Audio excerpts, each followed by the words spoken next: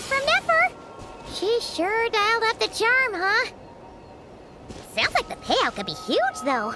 Let's head to the curatorium and check it out.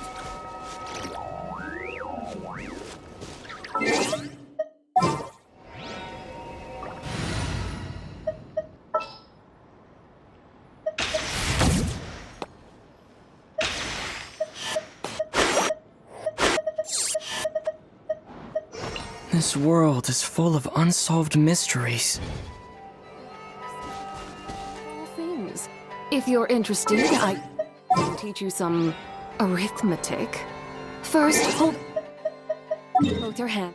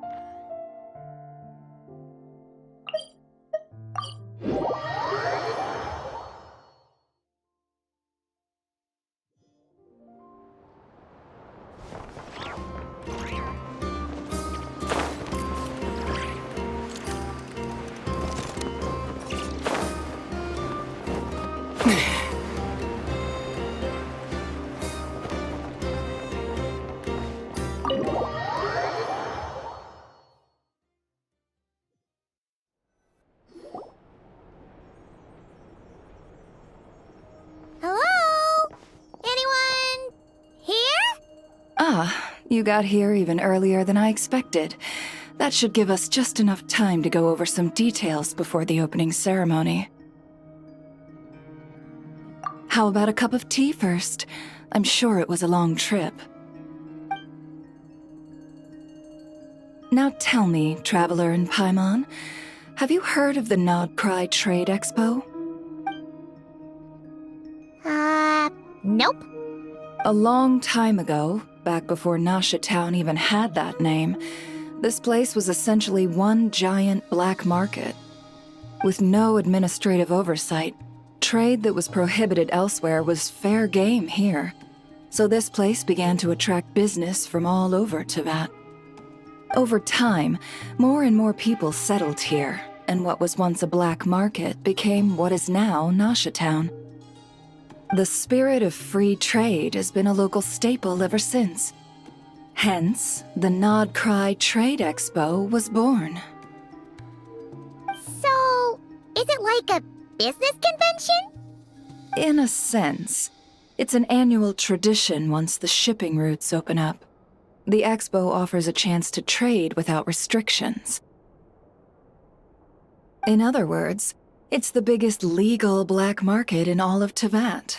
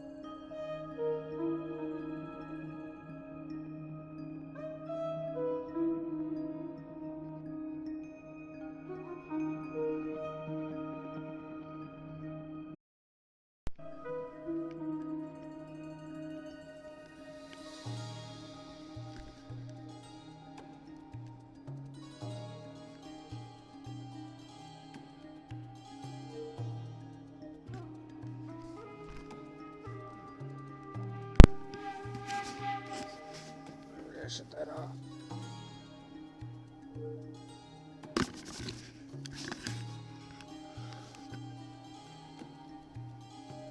Sorry, a little bit of a technical problem here. I forgot to shut off my headphones the last time I used them, so they're dead. So I have to put them on a charger right now, while I'm also using them.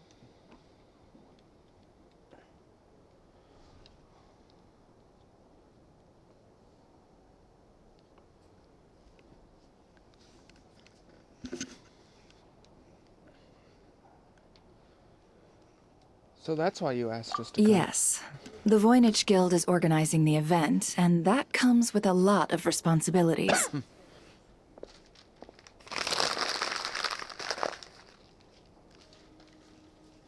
Normally, I would let Yehoda handle most of the work, but this year, it might prove too much for her to manage on her own. Something tells me we'll have a lot of big names in attendance this time. Working with VIP clients takes someone with the right experience and connections. Hence why I think Yehoda might need a helping hand. Oh, so that's where the Traveler comes in. Exactly. I was hoping you could help her with participant coordination. It's nice of you to look out for I don't Yehoda. know if I'd put it quite like that. I'm just interested in playing to people's strengths.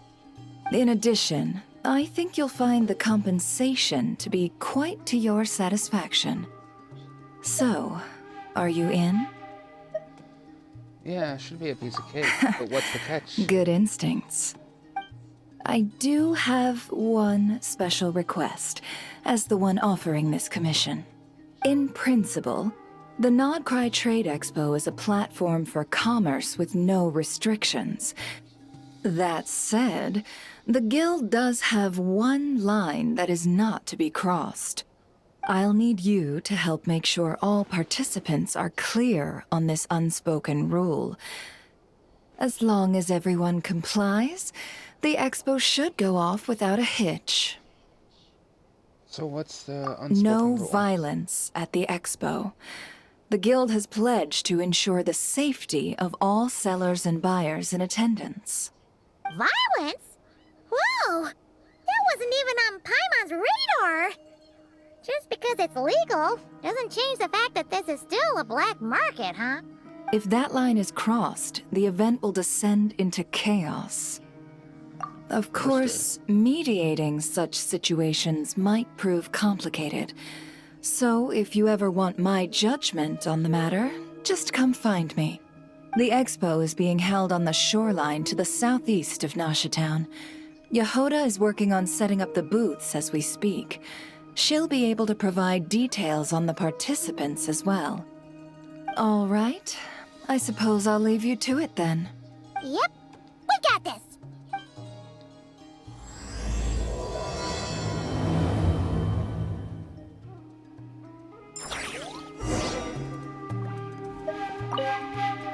If you find yourself in a tricky situation, just come find me. Yes, Mom. Mommy. So we get a babysit Yehoda. Yay. That doesn't seem that bad, actually.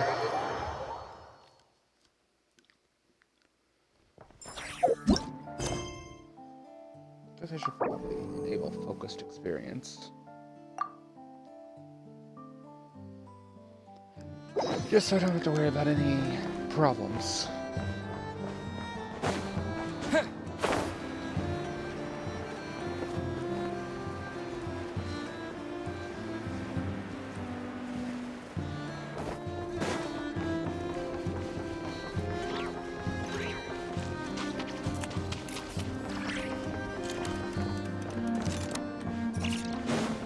Is this the beach I think it is?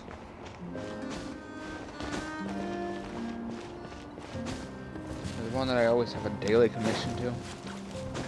Almost always. Not that I mind it, just that there's no waypoint to it.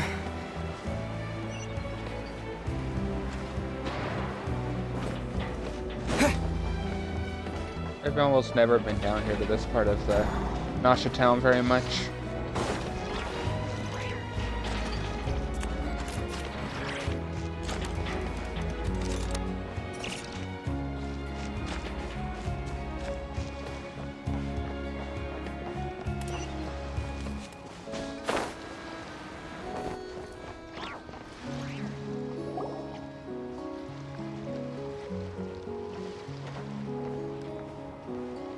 look, it's that Fatui lady from the event. A patch or two ago. This is where Nefer said the expo should be. Let me think. Yeah! Let's go with this. We can't keep changing the setup. Where are the goods being stored? You still haven't told us. And what's the guild's cut on transactions this year?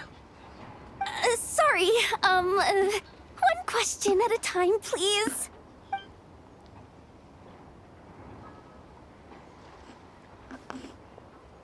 Oh, I should have just stuck to cat wrangling.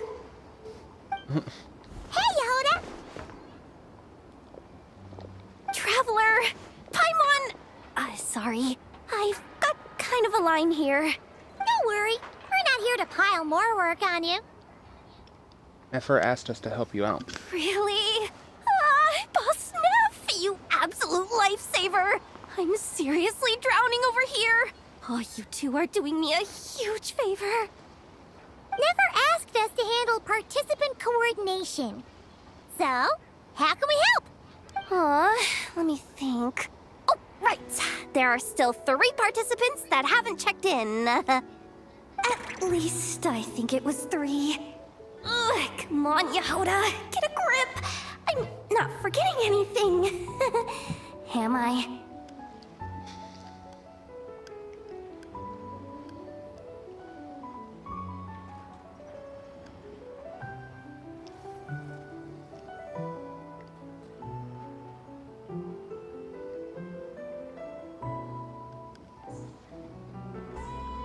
Looks like Yehuda's doing her freaking out face again.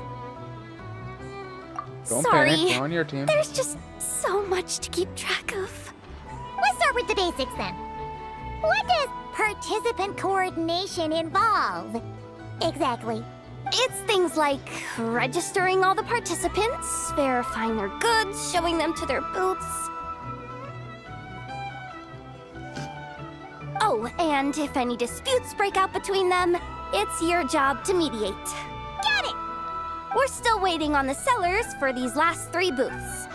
One's reserved for Aino, but as for the other 2, they're both big deal clients from abroad.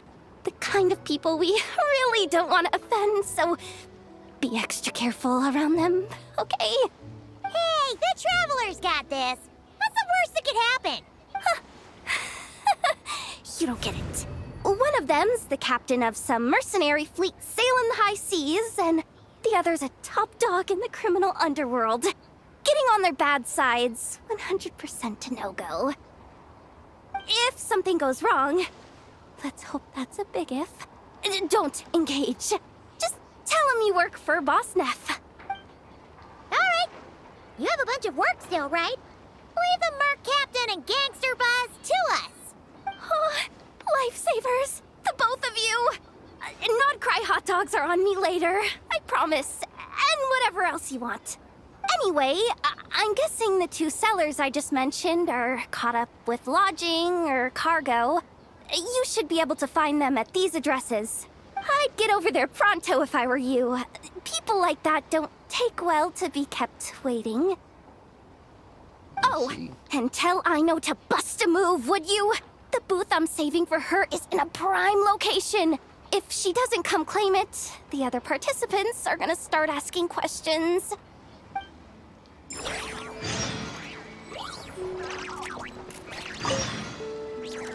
One at a time.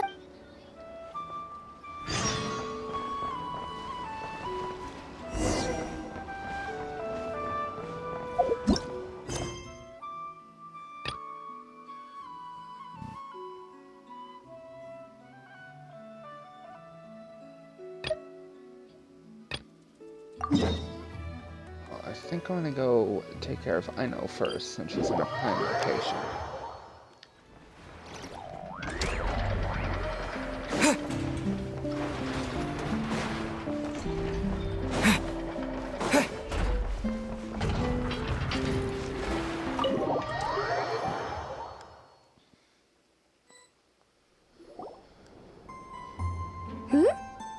Hey, you two!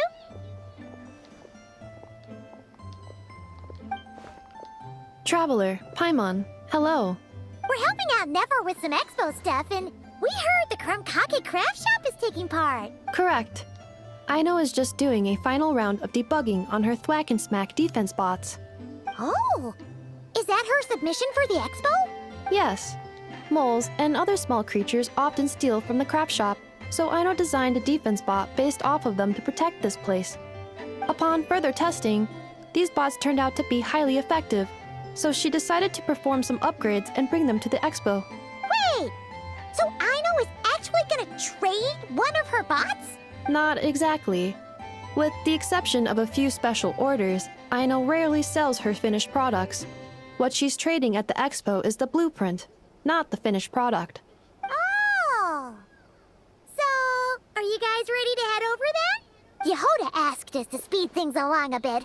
She's saving a super good spot for you, and she's worried people are gonna start asking questions. I told her I need to finish debugging first. There's no point in rushing or I'll have nothing to trade.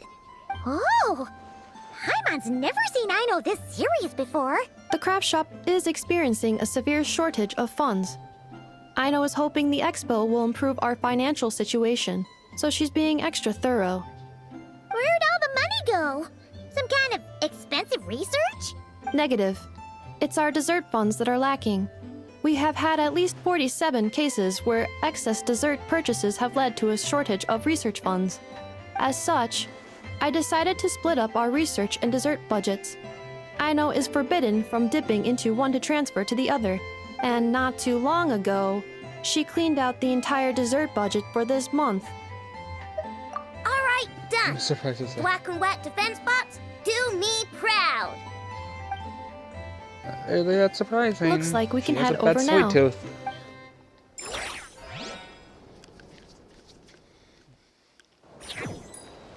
I know, it's so precious. I love the Whiz Kid. Completely wholesome way. That's my daughter. This looks like a good spot for the demo platform. This new bot looks pretty interesting, Aino. Swing by and try it out whenever you want. It'll blow your mind. I just know it. Thanks for the help. No problem. Oh, and for registration, is it just gonna be you two? I will be participating, but there is no need to register, Aino. She doesn't like to be around a lot of people. Once the expo starts, she'll head straight back to the craft shop. Oh, good point. Good point.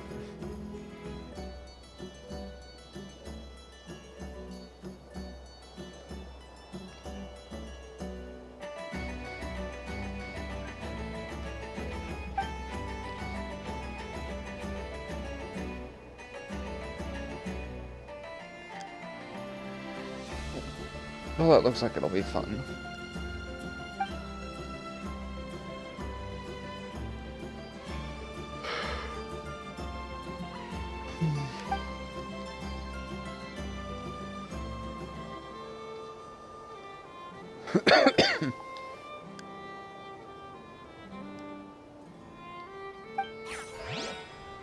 Alright, look at the pictures.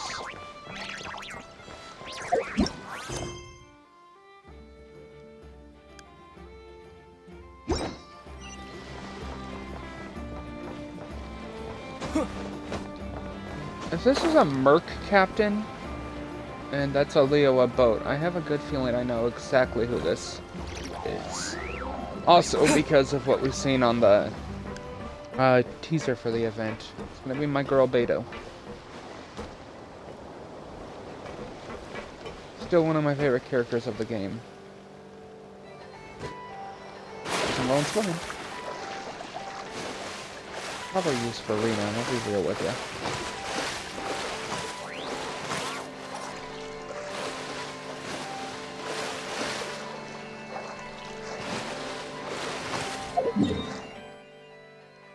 Okay, let's switch to Farina.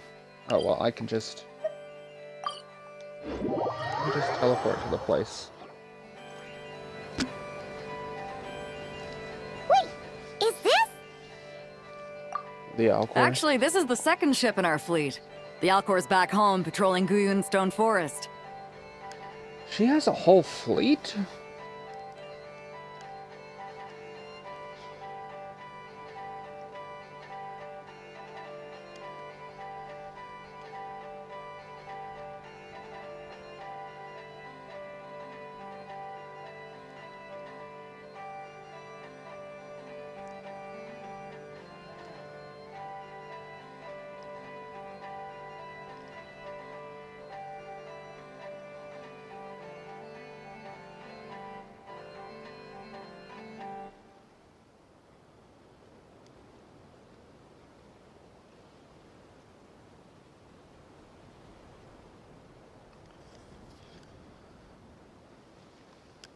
Beetle!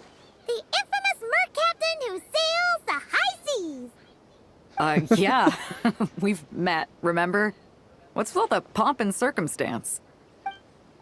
It's a life story. We're just joking. We're just having a little fun. Beto. Well, no sense standing around.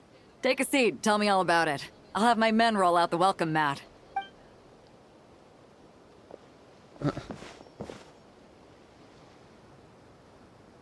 I see. So you know the head honcho of the curatorium, huh? Your network of connections is something else, that's for sure. Right. About the registration. We need a record of who's participating in the expo and what you're planning to trade. Well, mark down me and a few crew members as participants. The rest will stay on the ship. As for what we're trading, take a look.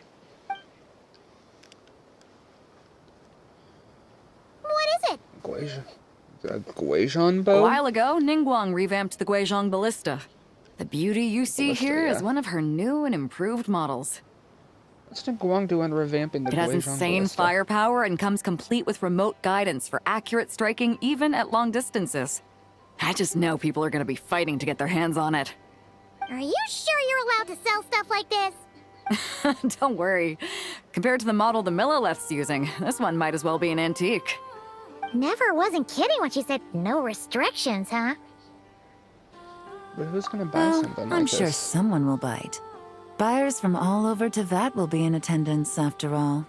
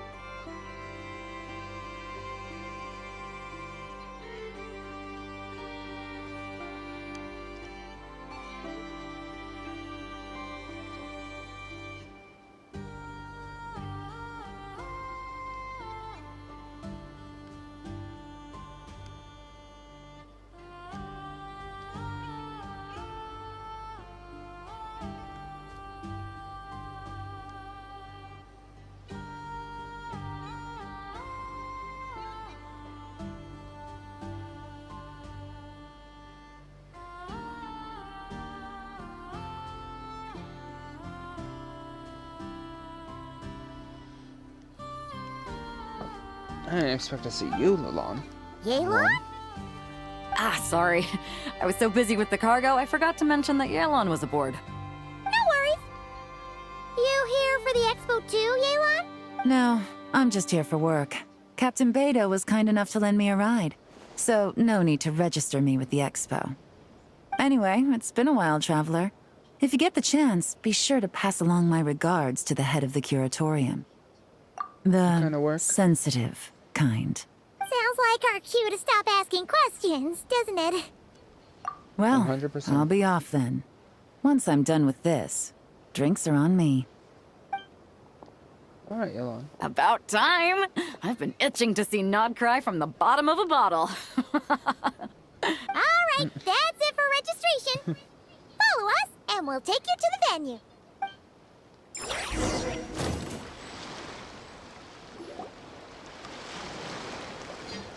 You're the Rex crew to unload the cargo and follows you to the venue. So, this is the place, huh? Not a bad spot.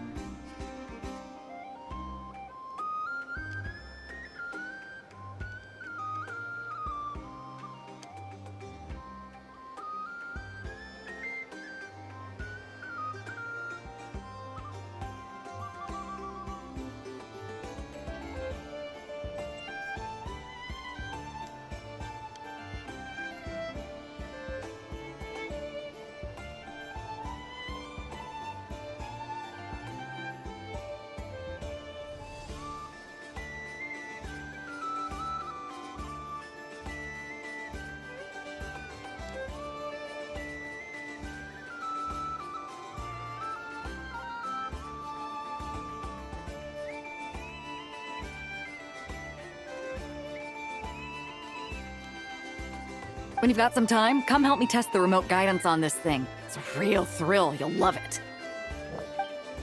Yeah, sure, Beto. Shoot as many enemies as possible within the time limit to earn a battle ranking. After the challenge ends, rewards will be granted based on your battle rating. So isn't this kind of like what we did to get to Inazuma? Each battlefield has a unique feature that favors specific combat styles. During battles, defeat enemies to accumulate support progress. When support progress reaches its maximum value, you can enter guidance mode to designate the targets for the Guajon Ballista, long-range strikes, eliminating enemies on a large scale. After entering guidance mode, you need to actively aim at the targets to ensure that the long-range barrage hits the enemies accurately. High-speed, general-purpose ammunition will arrive first.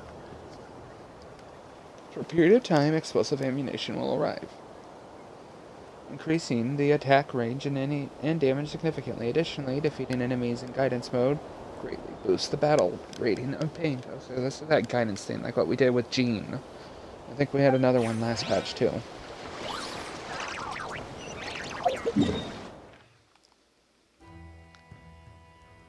What I'm surprised by is the fact that Beto actually has a fleet. I mean, I know she's a pirate. I didn't know she had her own fleet. This ocean must go around up over here somewhere that connects over here. Oh, I can see Beto realistically reaching this place, besides the ocean down here.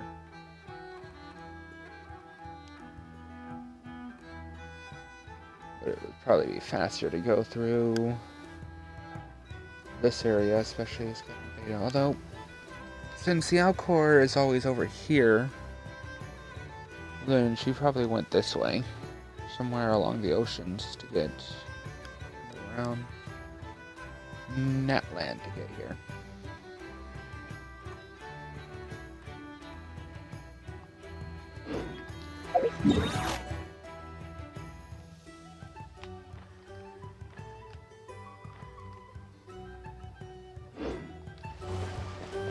Flagship.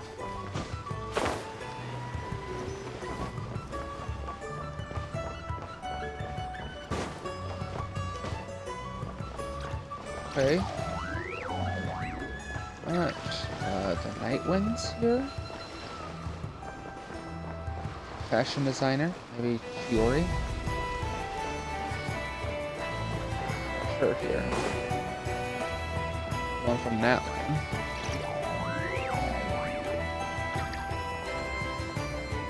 Snezhnaya feeling. Those uniforms.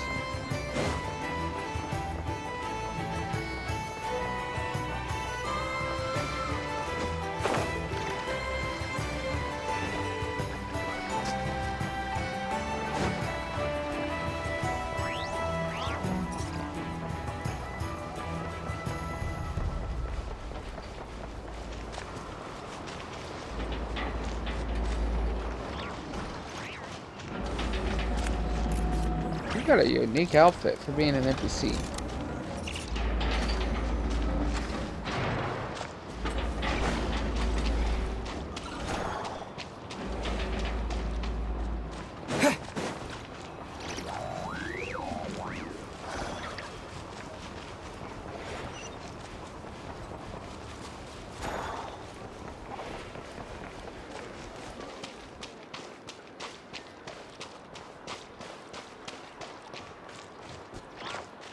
Before I do this, though, I'm actually going to go check the Curatorium of Secrets, just to see if Boss Neff is actually there.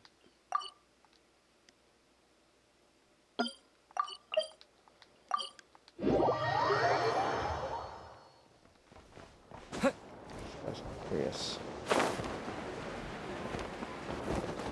That was actually kind of scary.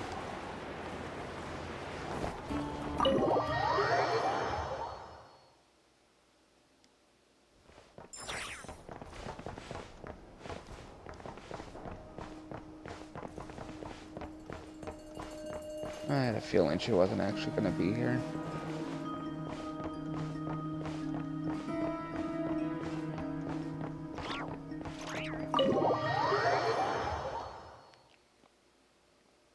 Still worth a shot, though.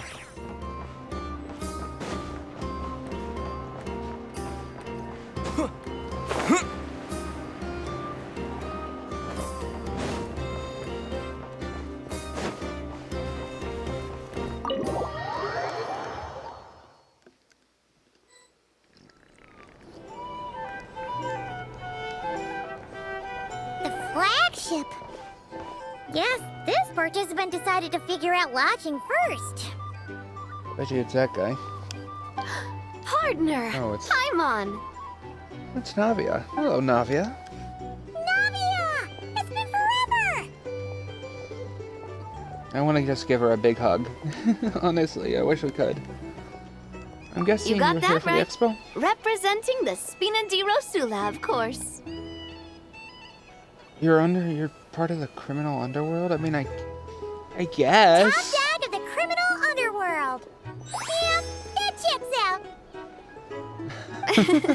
Is that my new nickname? I'm not opposed. It's kind of snazzy. It's great that we found you. We're working a commission to help with participant registration right now. You know, goods verification, stuff like that.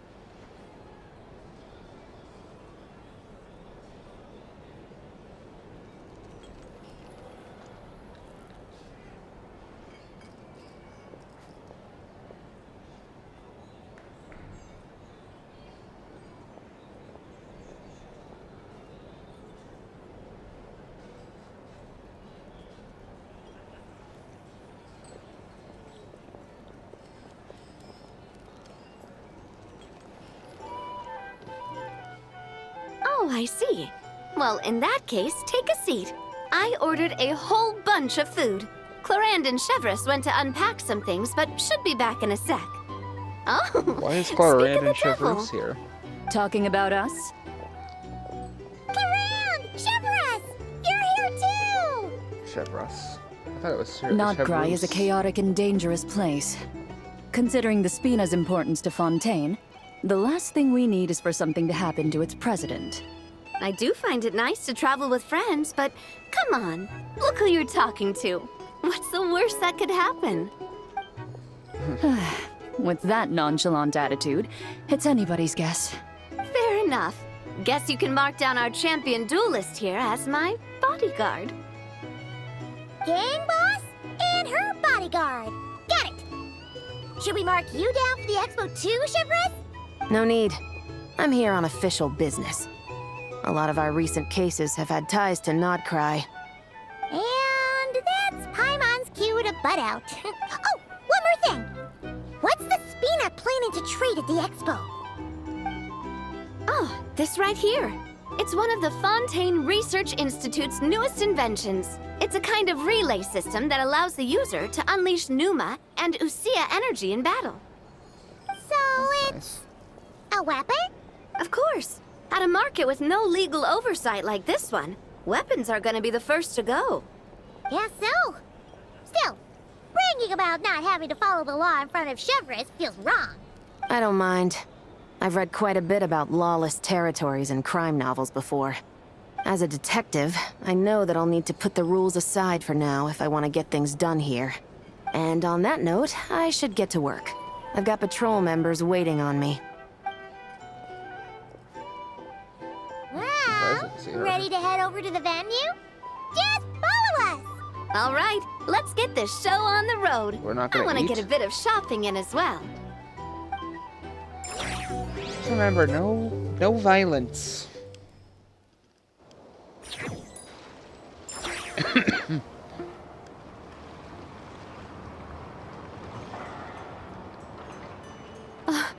Wow, it's even bigger than I expected. I'm hoping more people will show up, though.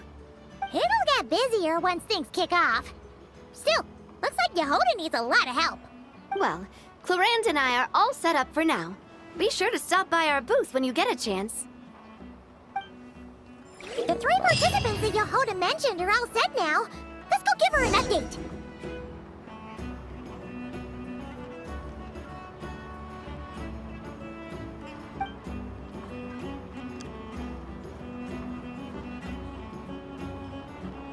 Damage. Due to the annihilation reaction, losing action points when in a contract. Barrage of the same alignment, the experimental shield will absorb it and convert it into energy for attacks. The 3 stacks of energy can be stored each time an attack is launched. Consume 1 stack of energy to fire a homecoming attack at the nearest opponent. The alignment of the attack is the same as the current alignment of the experimental shield. Attacks. Numa or Awisa alignment is opposite to that of the opponent. It can deal thrice the damage. Certain heavy armored opponents and the strong lord type opponent each possess an elite ward of the Numa or Awisa alignments. Only attacks with the alignments opposite to the wards can break it. Got it. Very complicated. Kind of cute. It looks like a pea shooter.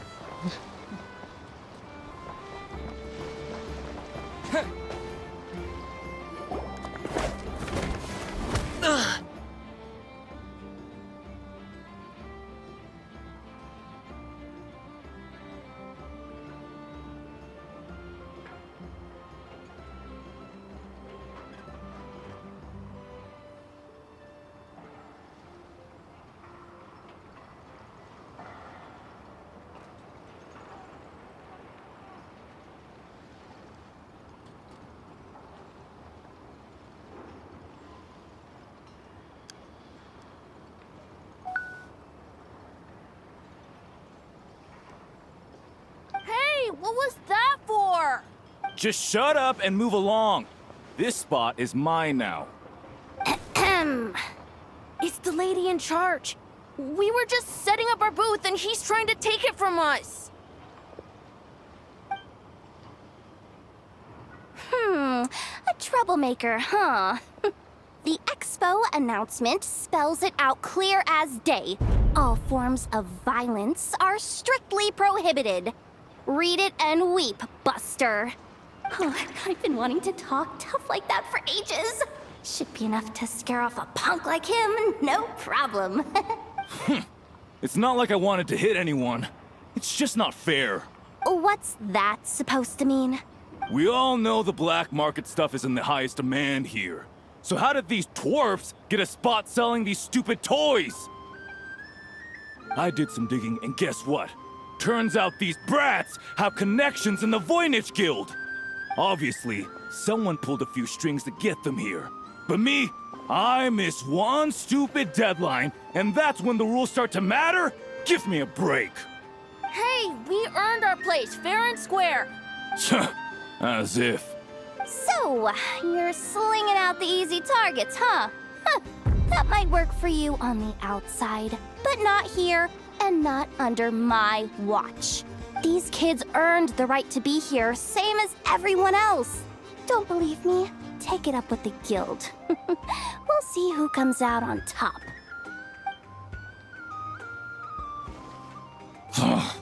Just you wait. Little punk. What was that? Just some punk looking for a fight. But I scared him off without even lifting a finger. I'm still shaking. That was close. Almost had to pull the Never guard. Well, he's lucky he decided to run off, or we'd have helped teach him a lesson. Thanks a million, miss. All in a day's work. Anyway, knew I remembered you guys. Your guardian works for the guild, right? Was it again? Auntie, are you all right? I'm fine. Just got a little scrape when he pushed me. His voice is way too deep to be a kid.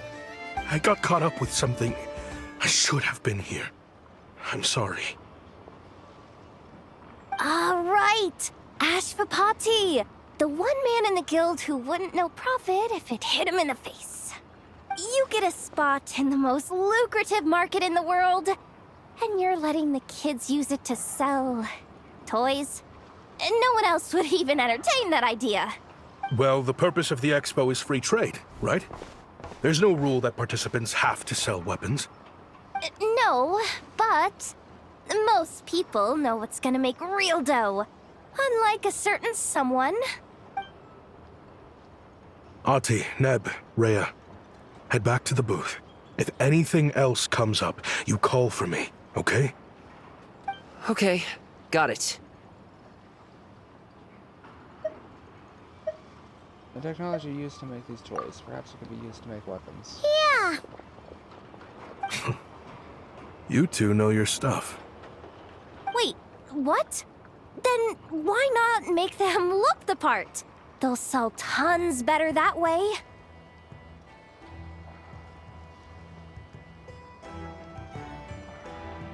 Fair point. Fair point.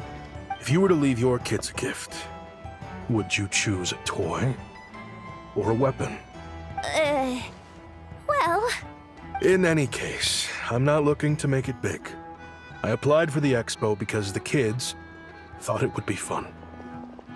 All I care about is them having a good time.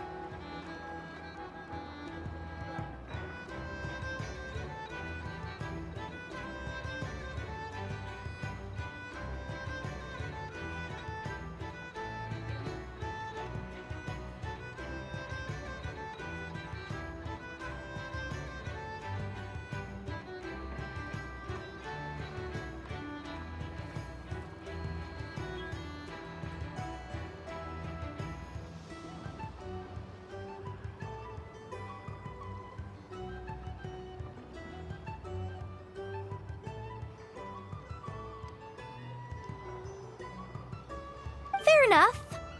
You're still gonna be busy with guild business though, right? Just a heads up. This might not be the safest place to leave the kids unattended. I understand. A lot of children suffer because their parents are too consumed with work. It's unavoidable sometimes. But I want them to have better. You know what? Don't even sweat it.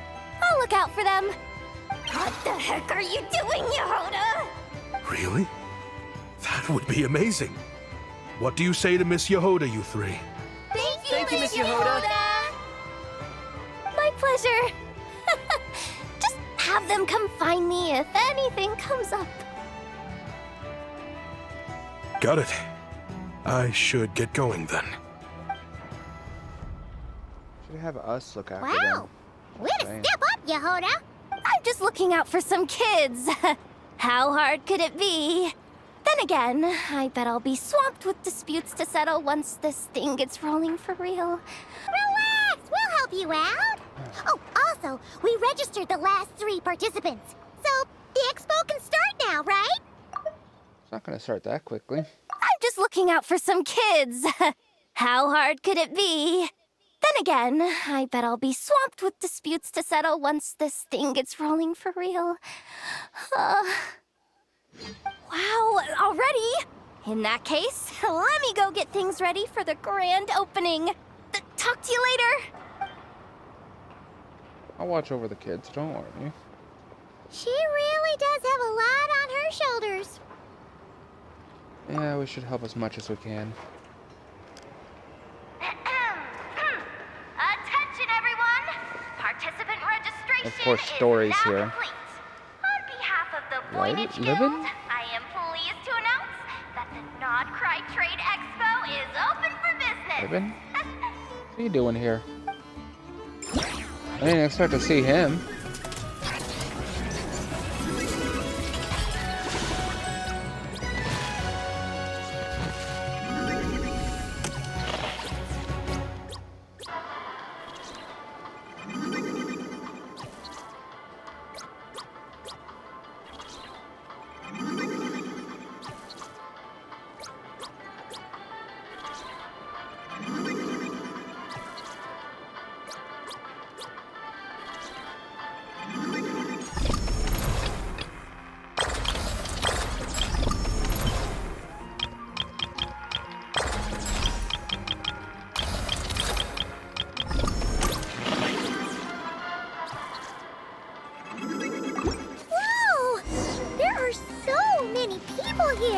that the expo's officially underway.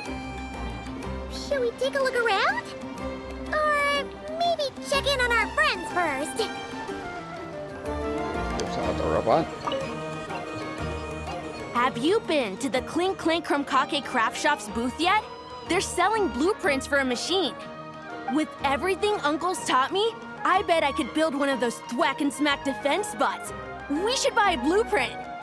Sounds like a waste of money to me. We should be spending our expo earnings on more important stuff like clothes. But Uncle said the most important thing is that we have fun. Guys, please don't fight.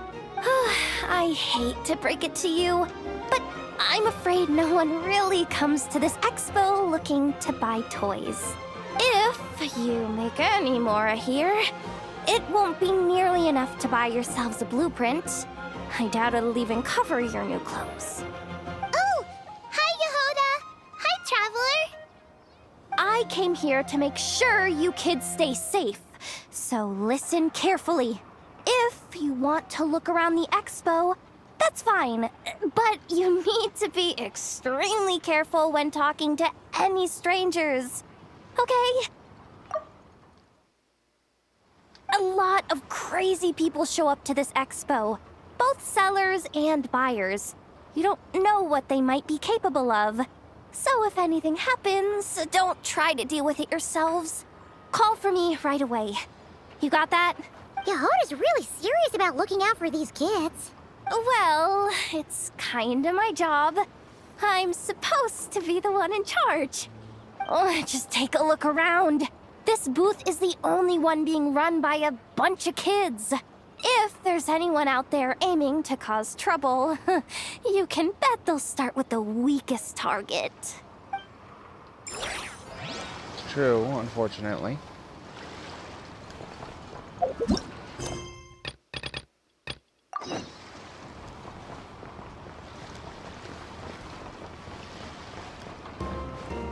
Hello, Dory. Uh-oh. It's Lord Songima Bay! Oh, I wonder what we're in for this time. Well, hello! Is that the Traveler and our dearest Miss Expo Manager Yehoda? You're in luck. I'm offering a whole host of Expo exclusive discounts. Don't miss out. I mean, I've grown to like Dory as a character a little bit more, but she still sucks to Paimon's play. not remotely surprised to see Dory here. This event's practically made for her. Yeah, she attends religiously every year. And she's always the seller who we get the highest number of complaints about. Complaints? Every single mora I make from this expo is 100% legitimate. I've never broken the rules, and my prices are entirely fair. If people regret their purchases and want to grumble about it behind my back, that's not my problem. My question is, how did she get those starlights from a summer event? Paimon can hazard a guess as to why people might be complaining. I know. And every dispute ends in your favor after you've peppered the buyer with 1,000,001 reasons why you're not in the wrong. It's just, could you maybe not find a way to send every single one of your customers complaining to me this time? I'm begging you, Lord Songema Bay, for me, please. Right in the ripoffs. How about this? A special opening sale just for Miss Yehoda. 50% off! In other words, I'll do my very best to keep the number of complaints down to no more than half of my customers. Sound good? Jeez, what a bargain.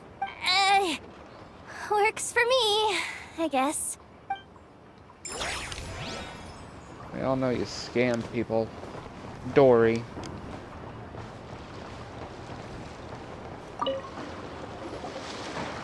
This exhibitor's demands are ridiculous.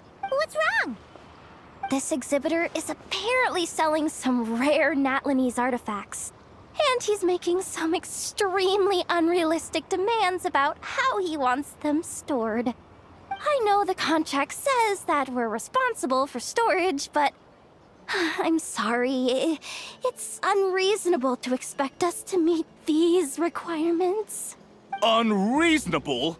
These are rare and very fragile historical relics we're talking about. You can't just throw them into a warehouse, okay? They have to be handled with care. They're from the Masters of Night. Tumaini? Yep, that's Tumaini, all right. So, what exactly do you need?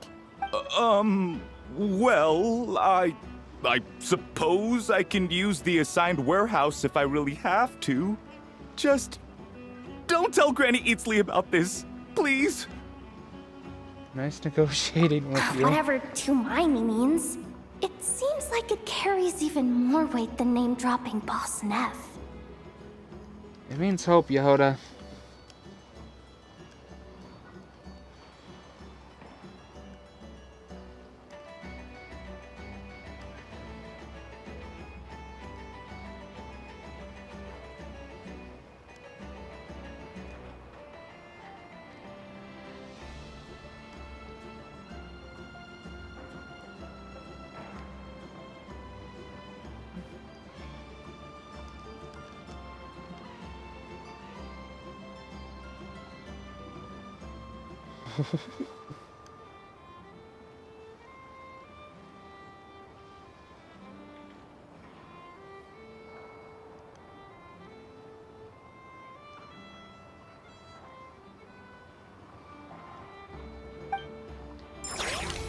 Oh yeah, it does. We're the hero of Natlan. Look at someone named Luckerberry. That's fun. Welcome to the Treasure Hoarder booth. The treasure hoarders have a booth? Yep, every year. This is the largest legal black market in all of Tevat. The stuff they dig up is perfect for a place like this. But can one person really represent their entire organization? No way. Treasure Hoarder is just a catch-all title. Their internal structure is crazy complicated. The thing is, the members who'd apply to set up the exhibits used to give themselves ever more highfalutin titles. You know, to boost Spire confidence. Over time, it became an unwritten rule that each expo can only have one Treasure Hoarder booth. The different factions usually duke it out beforehand for the right to take part. To be honest, I see myself as a member of the Fruity Order first, and a Treasure Hoarder second. Fruity Order? That sounds familiar. What? Sounds like I've heard Have of you it. been living under a rock? Never mind. You'll hear all about our heroic deeds soon enough. The Fruity Order's a familiar name around here, at least. They've been winning the Treasure Hoarder Expo rights for a few years now. Although, this guy's a new face.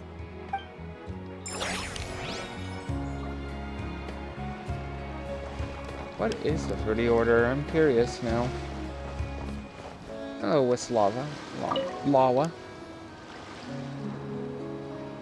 Wait, that's a familiar face. Isn't that Viswava? Why, if it isn't the Traveler. Knew there'd be some big names here. What is it? Let's get the official business over with first. Unfortunately, you're the first seller at the expo to receive a complaint.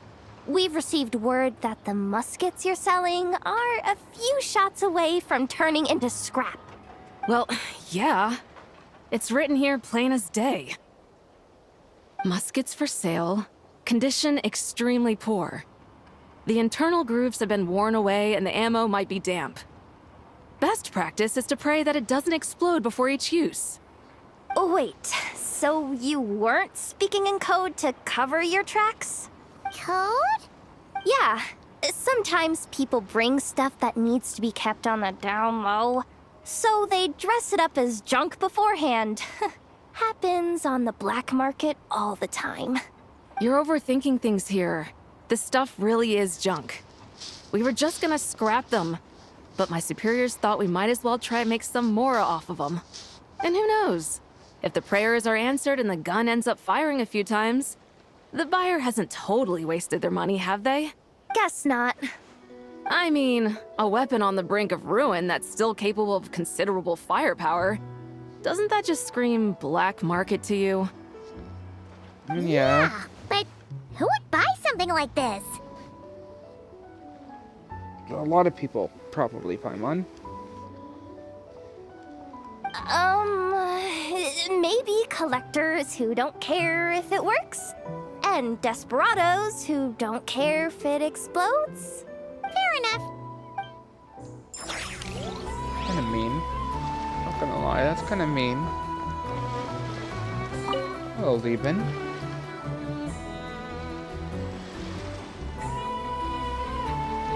Hey, look! It's our old pal, Lieben.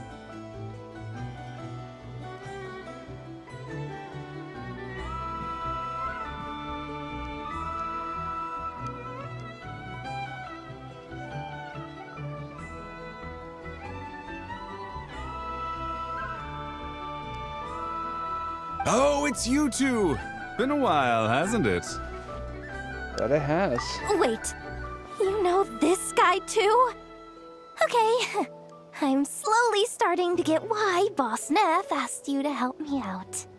Ah, you must be the expo manager. Was there something you needed from me? Nope, just checking in. You're just selling a few ordinary items, is that right? Mm-hmm, that's right. Okay. I mean, we've got people selling toys this year, so why not? You seem confused. In the right environment, ordinary items don't have to fetch an ordinary price, you know? I'm sure I'll meet someone at this trade expo who recognizes their hidden value. Cool. Well, you do you. I'm certainly not gonna stop you. What about you, friend?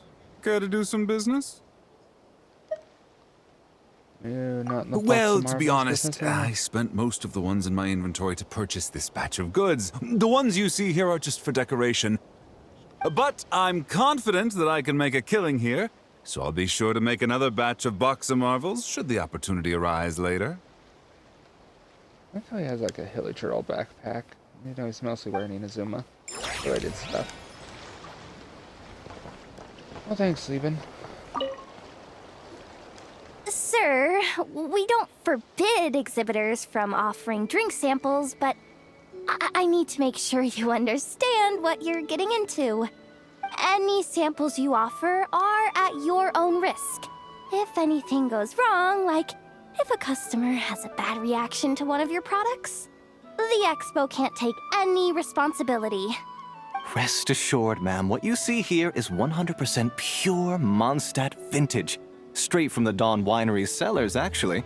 Really? Wow, you don't often find Mondstadt wine this far away from home. Ah, you're telling me. If you try to ship this stuff through the proper channels, all the taxes and tariffs would send the prices skyrocketing. Damn, it's that But bad. that's where my connections come in. With me, you get Mondstadt wine at Mondstadt prices. Cool.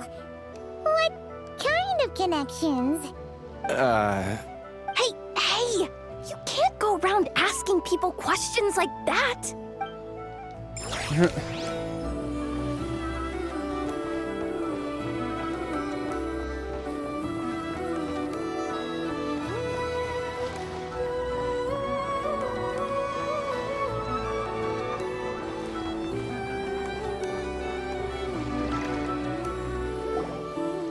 Wonder how Beto, Navia, and Inef's goods are selling. Let's go check. Excuse me. According to the expo announcement, you are in charge of mediating disputes between participants, correct? Yeah. Just did now, something as happen? Ina was about to return to the workshop, she got dragged into a conversation with some individuals who appear to have unofficial ties to the expo. My database does not have relevant information on how to address the situation, so I came to you for help. Unofficial ties, huh? Sounds a little shady. Come Let's with go me. check it out.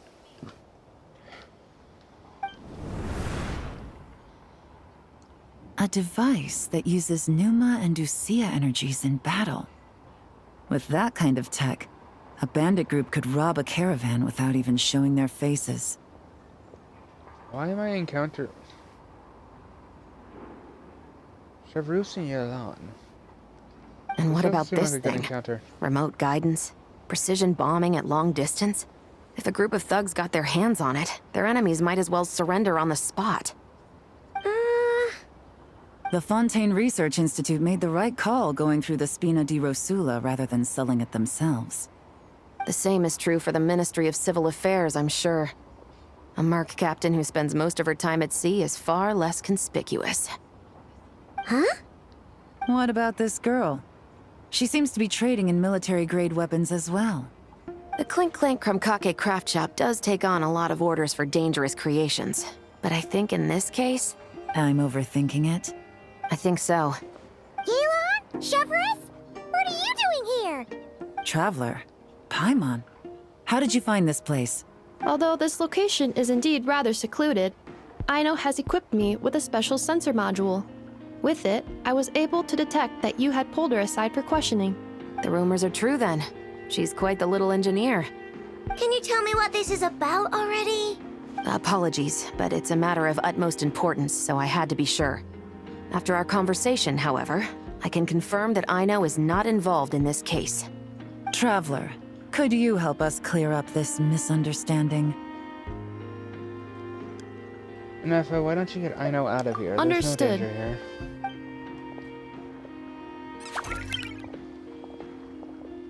here. Based on our conversation just now, I'm guessing neither of us is the target the other is searching for. I second that. And since our strategies were so similar, I'd wager we're after the same person. When we talked earlier, it seemed like you both were hiding something. Yeah, Paimon thought so too. Well, I wasn't planning on dragging you into all this, but now that I appear to have gained an unexpected partner, I suppose I might as well explain. I trust you, Traveler, and Miss Chevra seems to do the same. With you here, I'm hoping we can avoid further misunderstandings. Agreed. I'm all ears.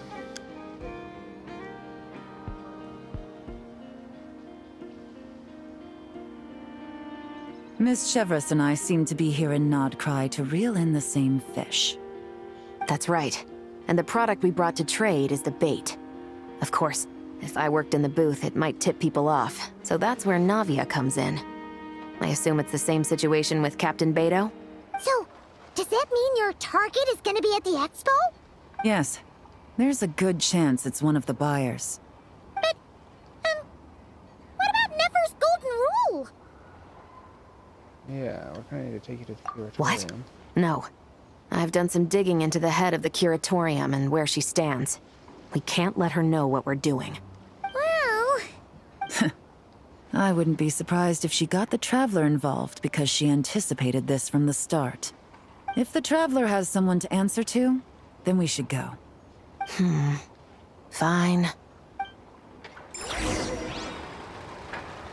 Sorry, guys. Man, all this secrecy.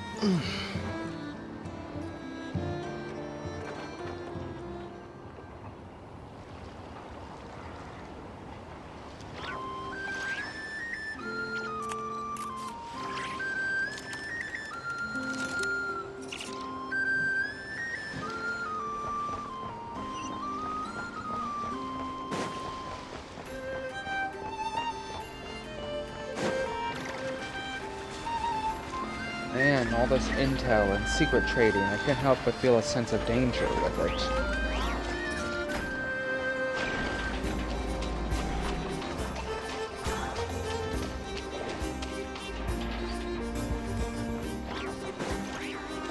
A little bit of concern. But I guess it's just what happens when you work in the intel industry.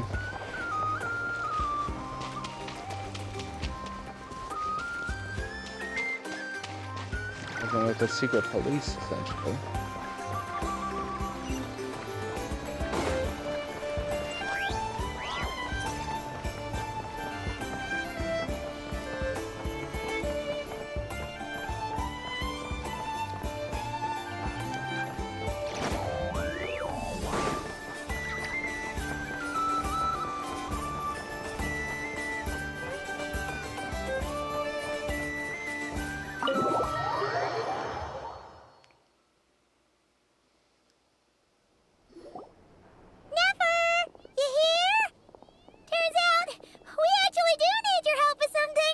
Ah, Miss Yelan from Liyue, and Miss Chevreuse from Fontaine. It's quite the honor. Forgive me for not greeting you sooner. So you knew we were coming all along?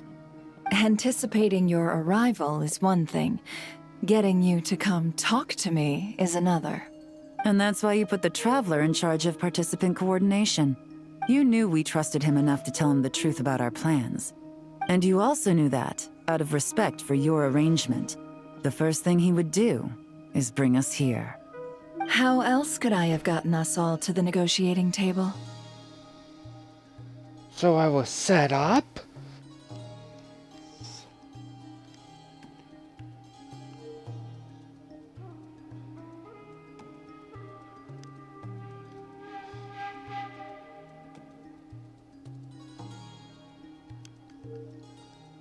So this was the plan Forgive all me along. for not cluing you in, Traveler. I had a feeling things could get complicated, so caution was vital. Rest assured, you will still be compensated as promised. So, can someone explain what's going on here? Yes. Might as well get it out in the open, ladies. You two were going to exchange intel sooner or later, correct? No better time than the present. Recently, the bandits at our border have become more aggressive. We don't know how, but they seem to have gotten their hands on some kind of weapon, which has made them a lot more dangerous. The caravan transports have been helpless against their attacks. Her eyes look very different. Am I crazy? We're facing a similar situation in Fontaine. Conflicts between gangs have been escalating, with civilians getting caught in the crossfire. Our investigation indicates that someone has been supplying the gangs with some unusually powerful weaponry.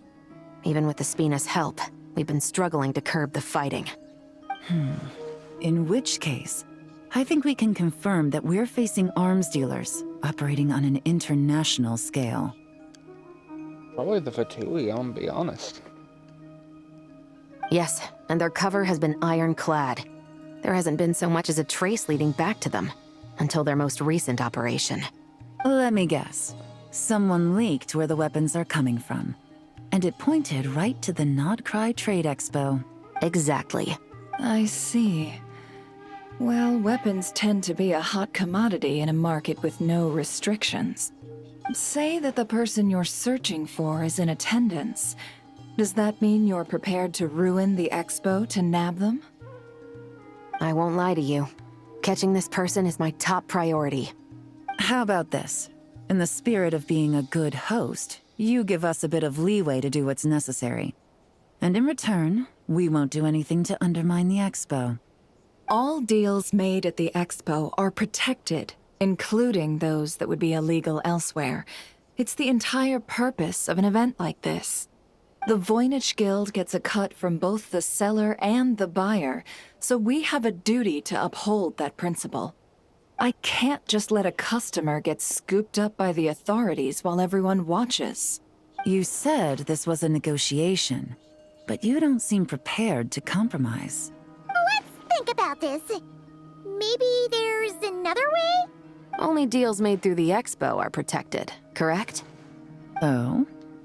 Theoretically speaking, were any deals to take place outside of the expo's scope, I would have no right to interfere. Good. Then we can promise that the rules will be followed. I want insurance, then.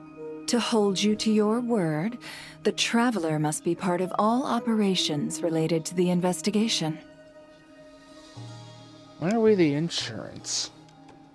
That's weird.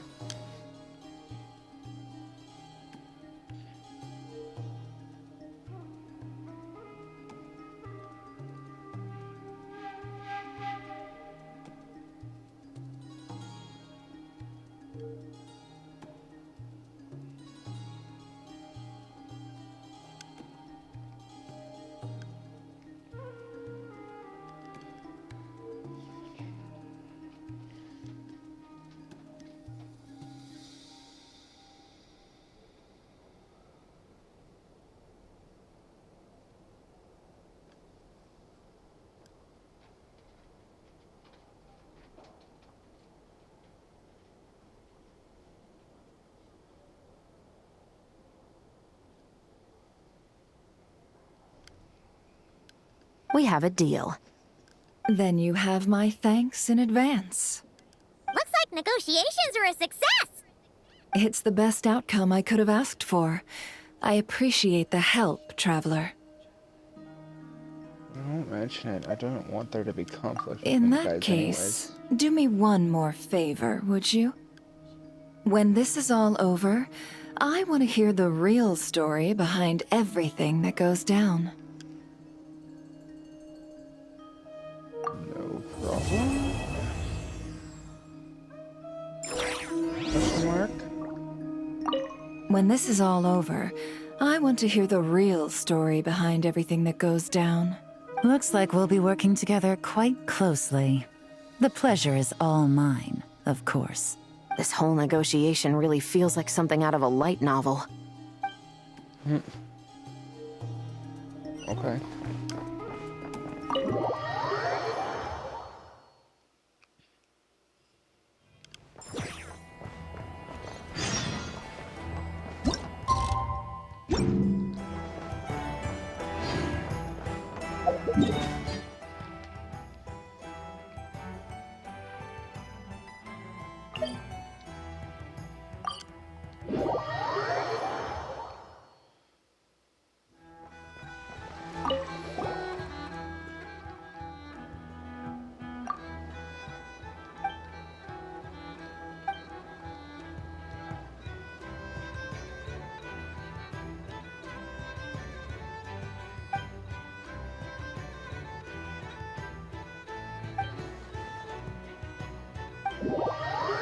Tutorial is about to begin.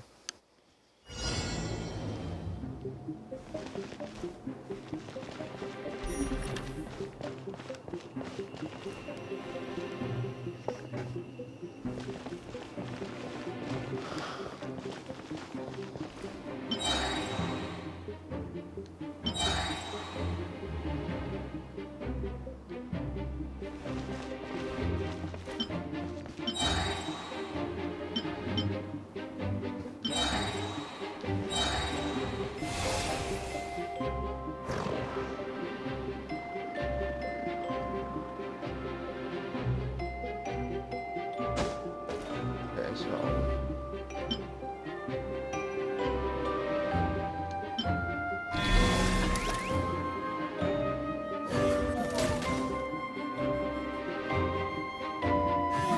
Plants vs. Zombies.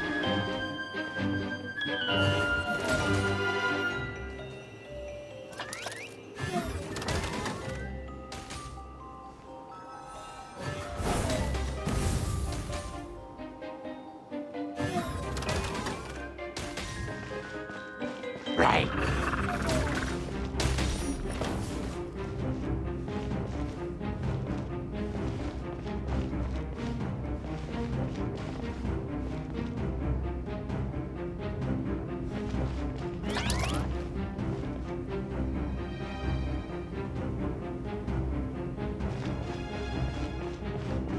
So it's Plants vs. Zombies.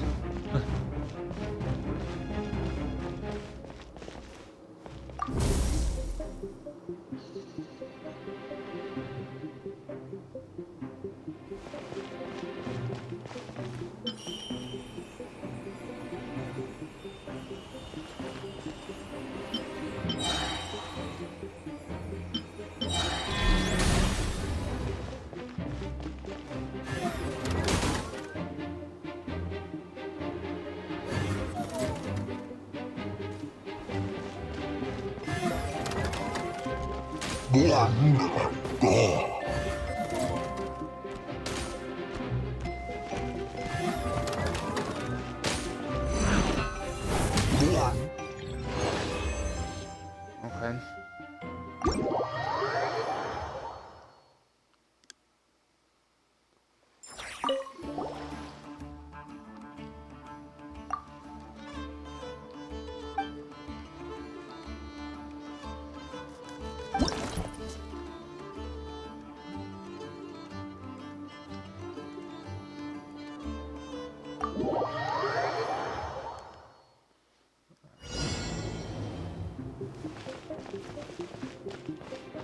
I will be your opponent during training mode.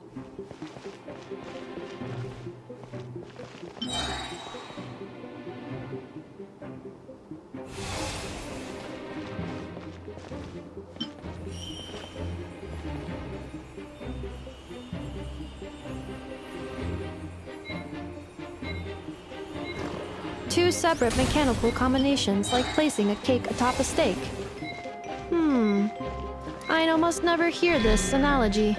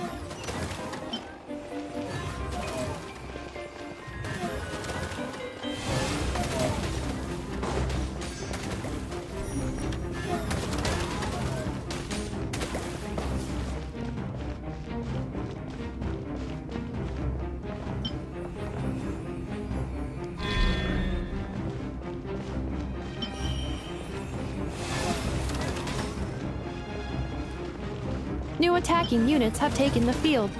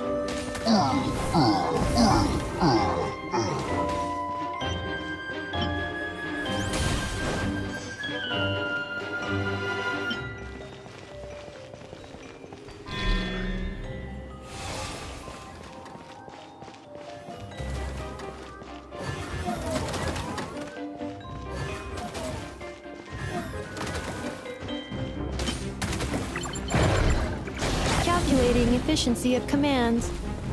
3 times higher than standard.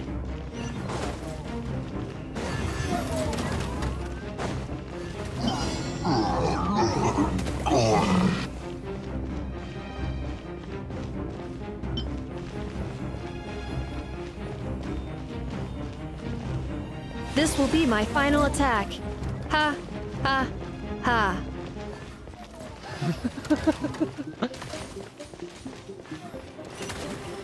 Say so.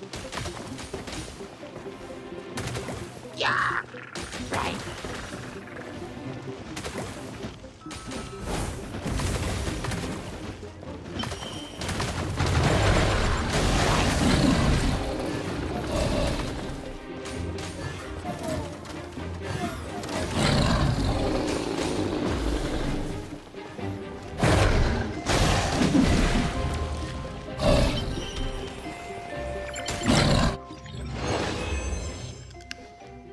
Okay.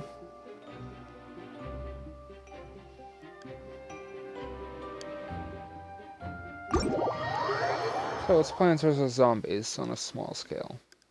Fusion, to be exact.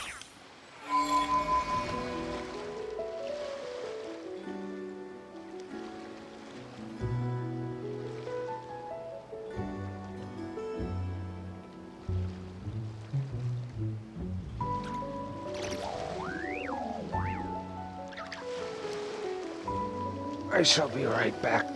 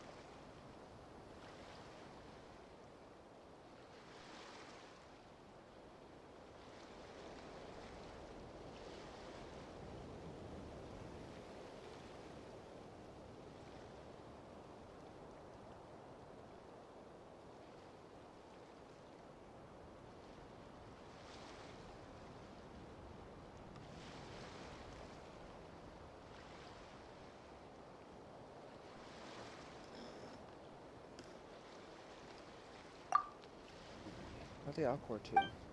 Lose 110%. That's the spirit. Give it your all in these. Those ones a good blasting.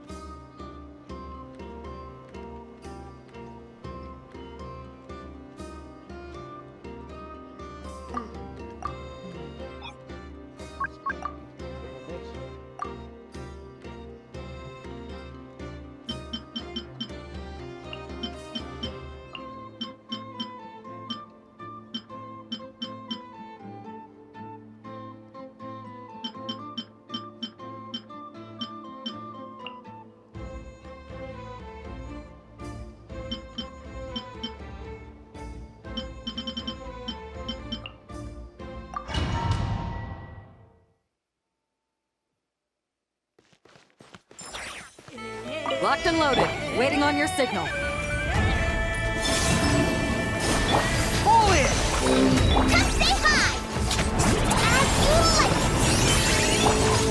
The sky's clear, the glazed moon's done! Light the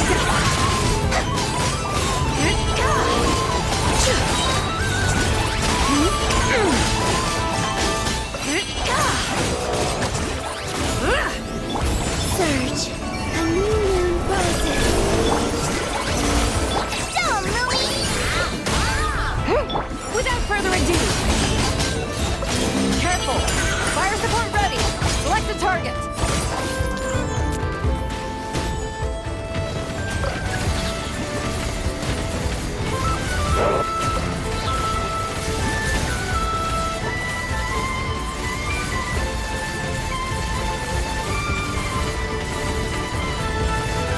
Switch to ground attack shells and increase firepower!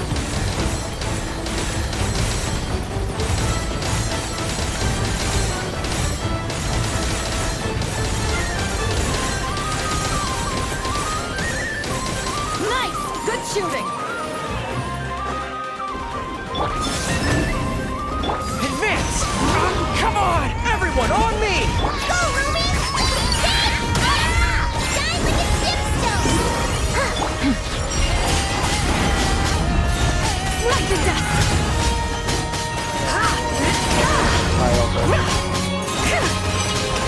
Lofty wisdom will show us the way!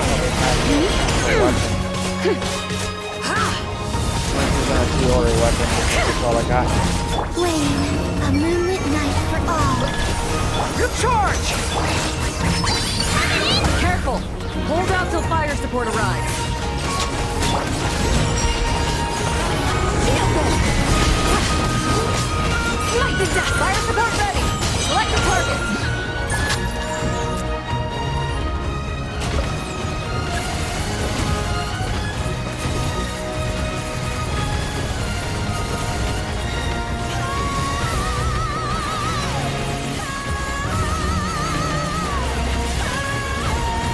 Switch to ground attack shells! Increase firepower!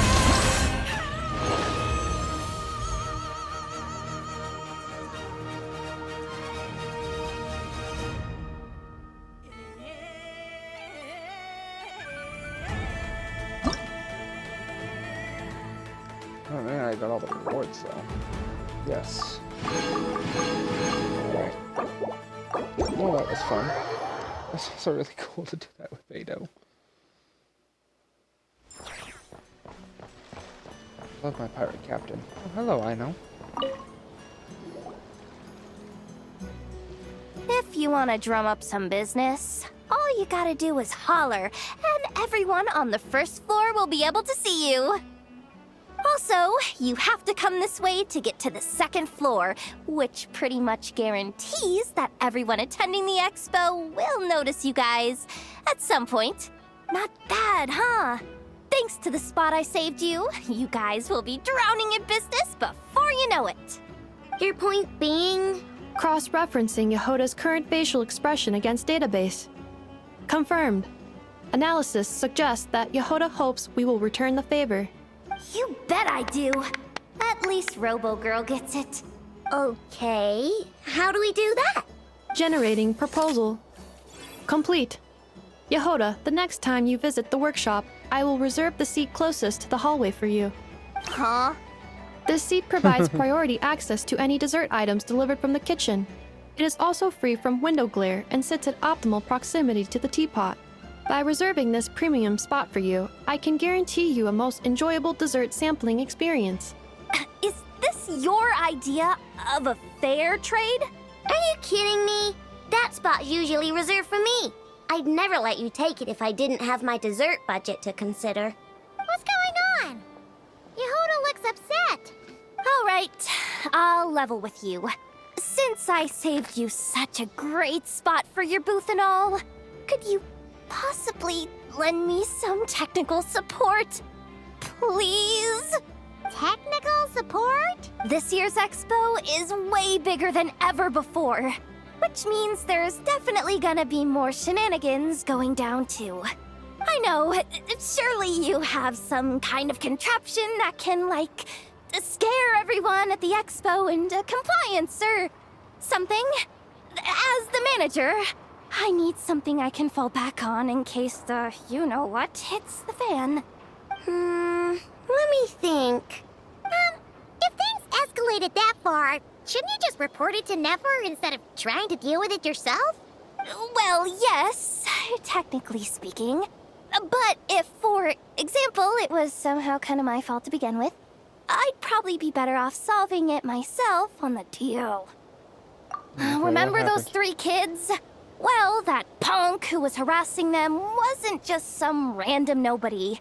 He was just the one that got picked to stir things up.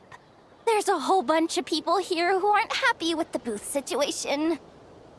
Now, obviously, they don't have the guts to pick a fight with the Voynich Guild directly, but apparently, they at least have the guts to harass 3 kids outside the confines of the expo. The problem is, I'm not really supposed to get involved with anything that isn't strictly to do with the expo, so the whole thing would kind of be hard to explain to Neff. Not that I regret what I did, but jeez, Yehuda, you sure know how to make life harder for yourself. Okay, yeah. Sounds like we need to be smart about this. Yehuda. I know, do you think you can help Yehuda out? Just this once, I guess I can lend you the Clink Clank Crisis Control Switch. Agreed. This option meets Yehuda's requirement for an expo-wide intimidation strategy. A Clink Clank Crisis Control Switch. What's that? This little guy right here. I made it recently after getting myself into a really sticky situation. To activate the switch, you just need to give him 3 taps on the head. If you do that, there's pretty much nothing in Nodcry that you won't be able to handle. Really? So what actually happens when you activate it? You'll find out if it comes to it. But I'm only letting you use it once, so you better save it for when you really need it. Okay, cool. I'll take your word for it.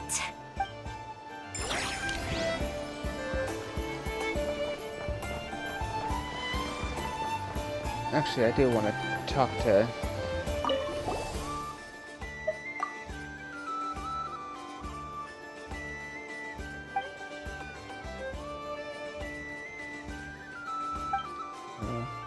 It's definitely one of the most formidable civilian ships out there, but if we're comparing her to the battleships of Leo F. Fontaine and Shoshnaya, well, I'm not sure. Besides, strictly speaking, she's the 2nd ship of the Alcor class, and the 2nd biggest in the fleet. We haven't even named her yet. Why not? Well, that's quite the story, actually. Battleships are usually given a naming ceremony when they're first launched, but the Alcor 2 sort of skipped the queue a bit. We launched her on the same day as another ship, a supply ship, and considering her a rather special person, we decided to keep things low-key and do away with the naming ceremony altogether. Then, after she was fully outfitted, she sailed straight out into the open sea. She was only back in dock long enough for us to verify her new propulsion system was working and planned before we took delivery of another set of new equipment, and she headed back to the sea. It's been quite the journey so far. Prior to the latest voyage in Nodcry, we haven't even officially announced her existence, so we've been calling her number 2 this time, and the name started to stick.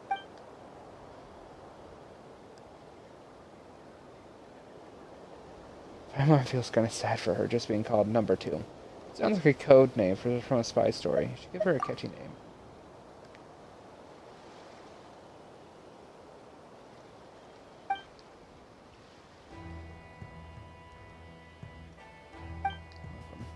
So this will be more than enough.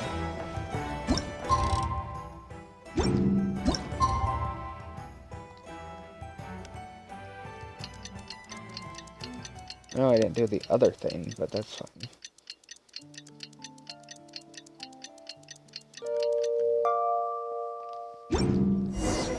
Well, it's been 2 days.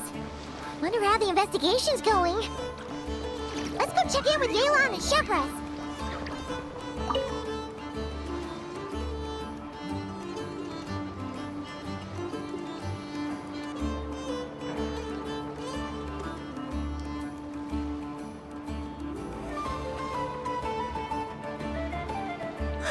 It's her!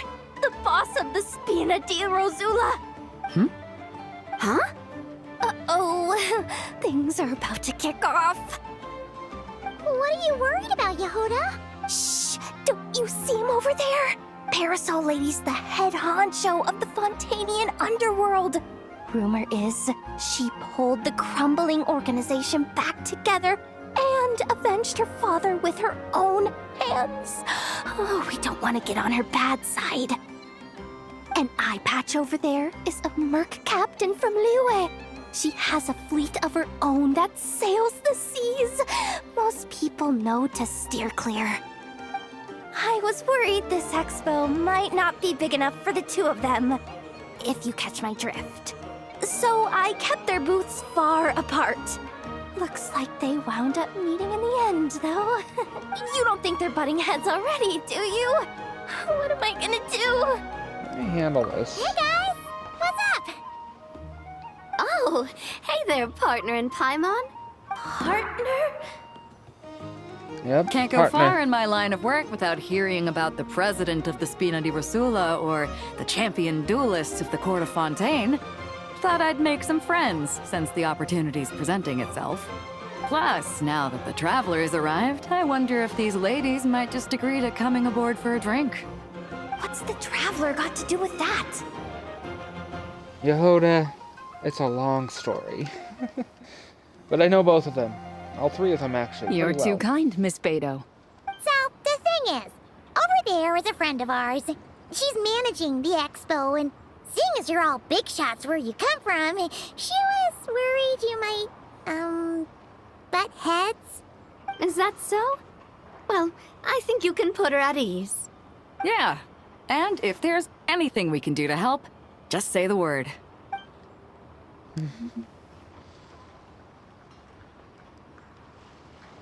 Well, there you have it. Nothing to worry about. These people are your friends. How is that even possible? They don't call me the Traveler for nothing.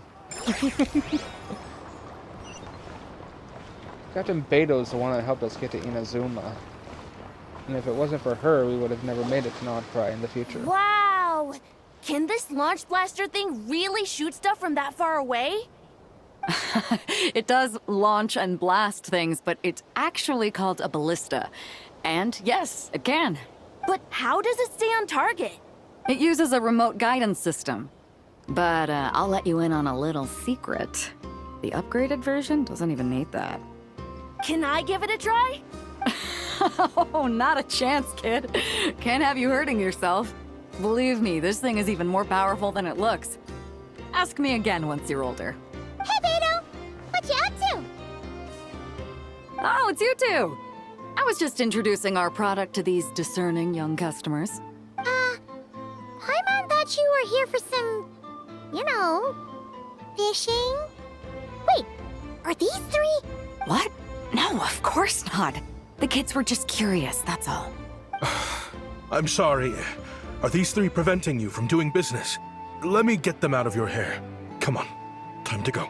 Oh, do we have to? Oh, don't sweat it. They were just curious. I'm happy to tell them more about it. No, we've taken up enough of your time already. Neb, don't bother people when they're trying to work, okay? Okay. It was no bother, I swear. In fact, once the expo is over, come find me on my ship, and I'll let you see the ballista in action. How does that sound? How much would it cost? Not a single mora. Really? It's a promise then, miss. He is good with kids. Your vessel. It's a battleship, isn't it? Are you sure you should be bringing children on board? Why not? Whenever we're docked back in Liyue to pick up supplies, I always let the kids around the harbor come aboard to play, and boy, do they love it. If a kid from Liyue can do it, why not a kid from Sumeru? A battleship may as well be a giant playground to them. That's a good point. Is that so? I've heard that people in Liyue also turn gunpowder into explosive firecrackers and give them to children as toys. Perhaps only the kids back in your home country are lucky enough to look at a giant battleship and see a playground. If you're worried about safety, I can... No, I suppose I'm just envious. That's all. I'll be sure to bring them over if we get the chance. Seems like he really cares about those kids, huh? Anyway, what did you want to talk about? Oh, just wanted to ask how it's going with the top secret, fishing. Did you reel in the catch of the day yet? They're circling the hook just fine. Just waiting for a bite. Whoa! Where did you come from? Shh. Well, that just proves my point. Something like this would only see more use in Fontaine.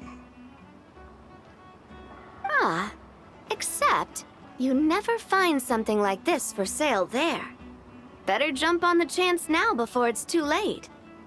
Excuse me? He's coming this way! Steady now.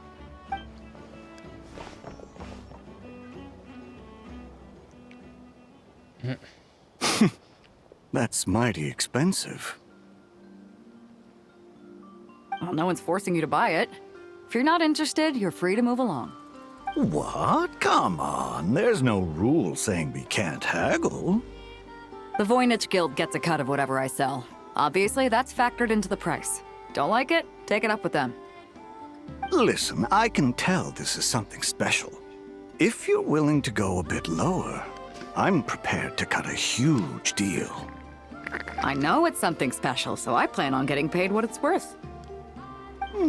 Perhaps there's a way we can both get what we want then. What are you implying? Well, Nod Cry's a big place. Surely this expo isn't the only place we can cut a deal.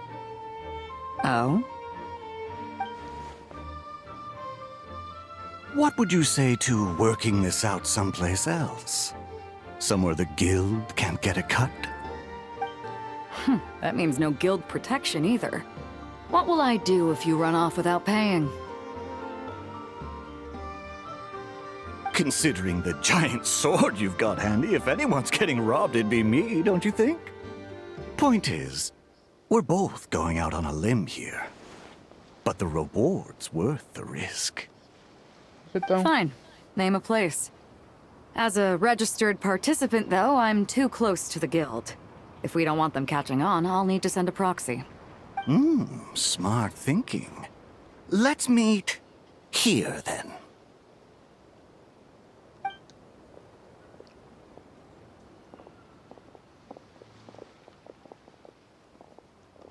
Good. He took the bait. Let's go elsewhere to discuss our next move.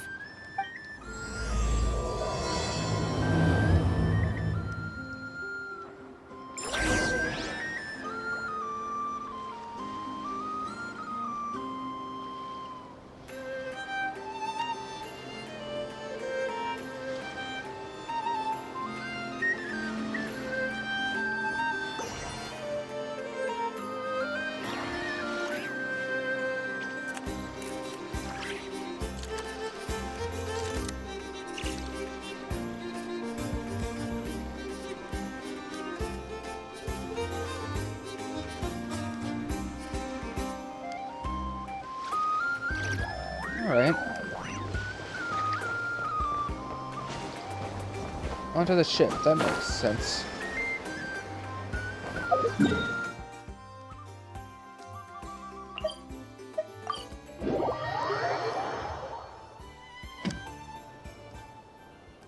Captain Beto's hook was what got him in the end, huh? Oh, I didn't get a chance to show off how convincing I can be. This isn't tabletop troop, Navia. In real life, persuasion takes a lot more than a dice roll. I brought a product tailor-made for Fontaine because I thought the group's activities were limited to that area. Turns out, we're dealing with an international crime ring. So I suppose it makes sense that Captain Beto's bait was more enticing. It's a good thing we teamed up. We wouldn't have gotten far without your intel either. Gotta ask though, how did you know these guys would be so quick to abandon the expo? I read their file. Nothing's off the table for them when profit's on the line. When it comes down to it, they'd see the protection the expo provides as just more red tape. Something to work around rather than with. Just like the law. So, we meet up with this guy, catch him, and problem solved, right? Obviously not, Paimon. No. The person we're meeting is just an underling sent to scout the situation. We're after the leader of the whole ring. And after observing the situation over the past 2 days, it's clear they have undercover agents waiting in the wings. If something happens to our point of contact, those agents will scatter to spread word of what happened, and whoever is behind this whole thing will know we're onto them. In that case... We have to get the jump on them all at once, and use them to get intel on our real target before he has a chance to react. Forgive me for pointing out the obvious, though.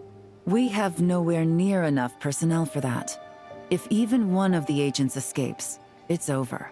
Let me guess. You'd rather follow this deal through to the end to lure out the real culprit?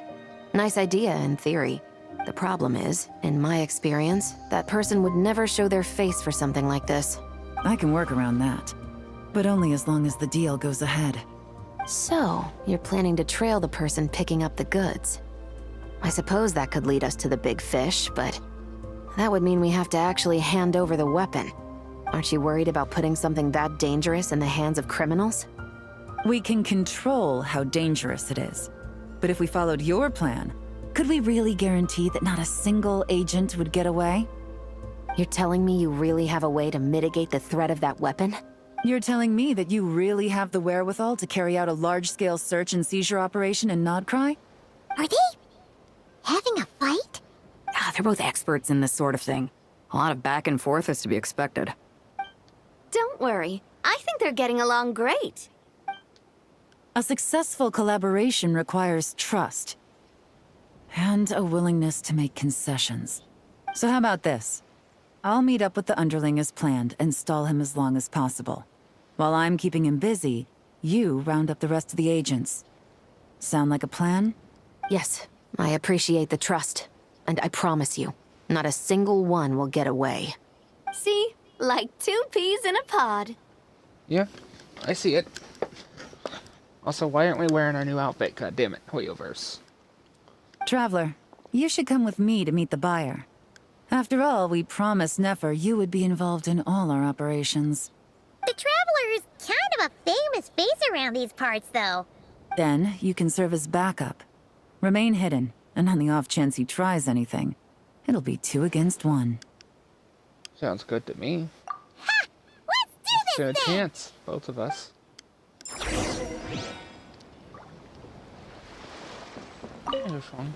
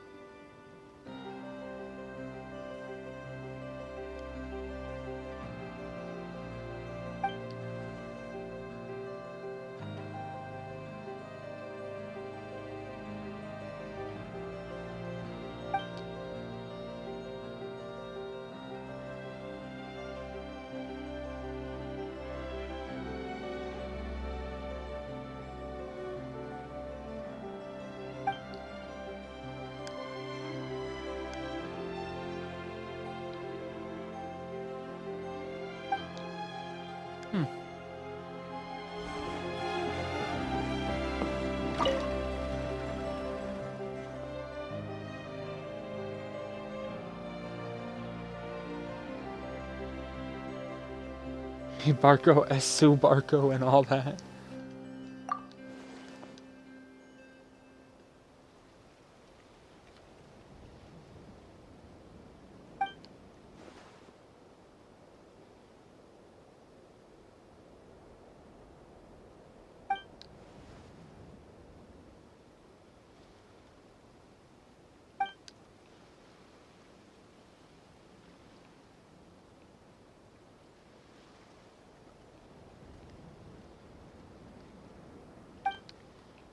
Makes sense.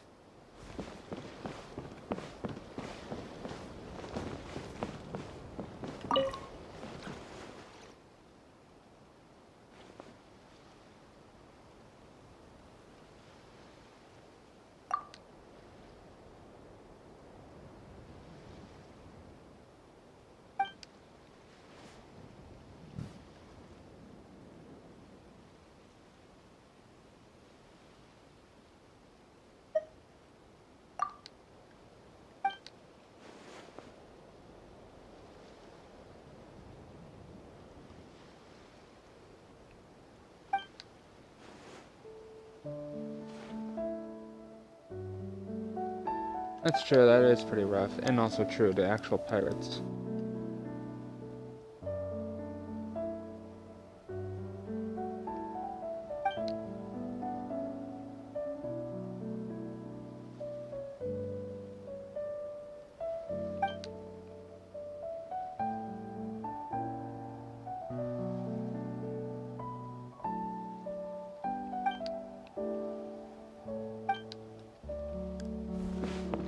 We could actually go into the ship.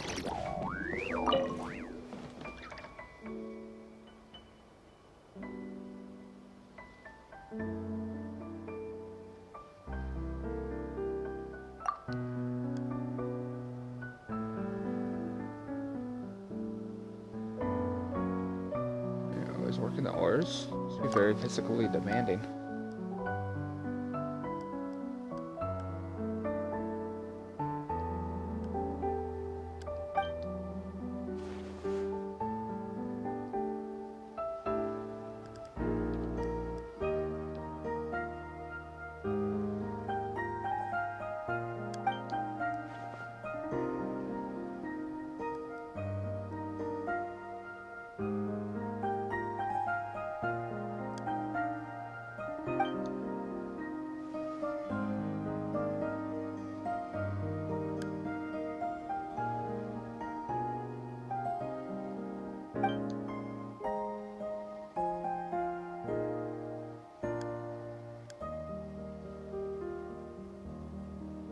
I see.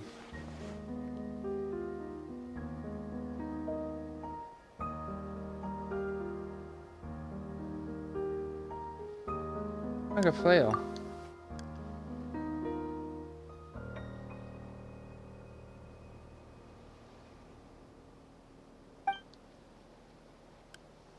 That's kind of cool.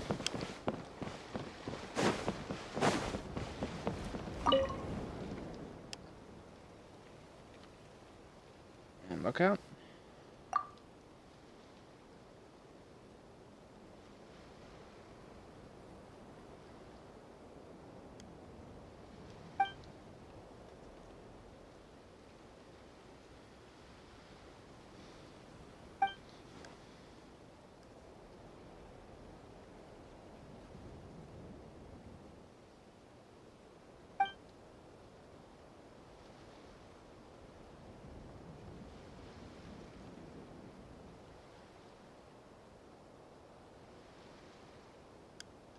I see.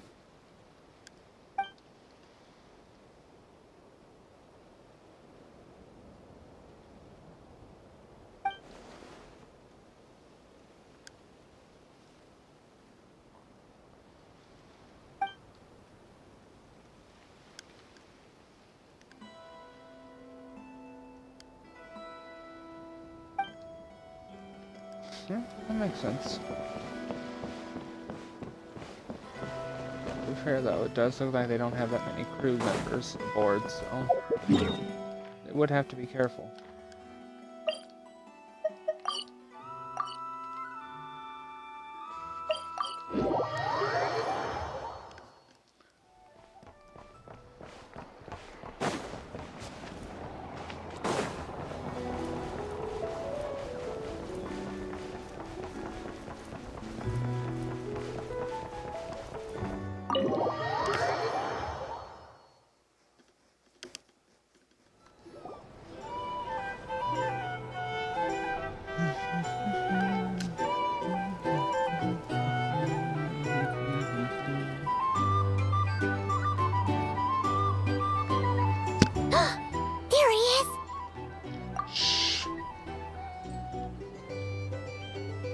Oh, you really can't go lower? Best I can do is shave off the amount the guild was going to take. You're a tough nut to crack. How do you plan to deliver the goods? Depends on what you need. You don't look like you're from around these parts. So I'm guessing you need sea transport? Yes, but there are a lot of eyes on the port. It would be better to dismantle the product and transport the components in crates. That might be tricky. If you're worried about getting caught, then let's bypass the port entirely. We can launch from a secluded shoreline and use our own boat for transport.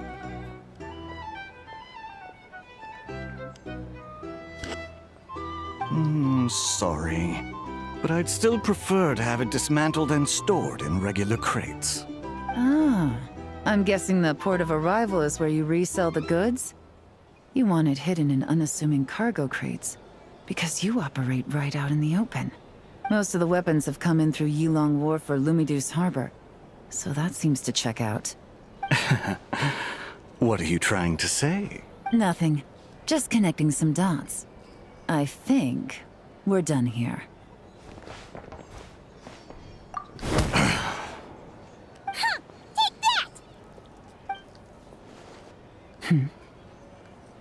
Out of the way! It's one of the undercover agents! He's making a break for it! The captain of the Special Patrol will take it from here. Special Patrol will take it from here.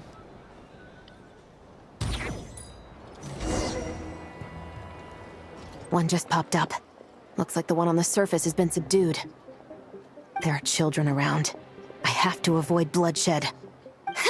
Trying to escape? Allow me to show you the way!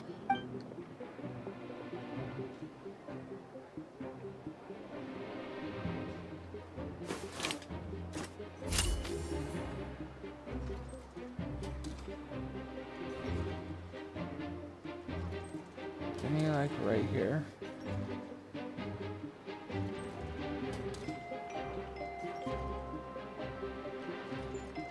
Blind?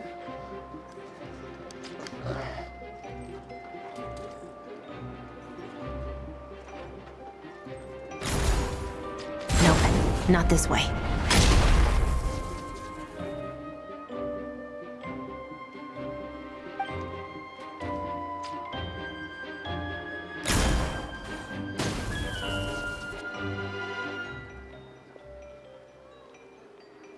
Had enough? Then turn around!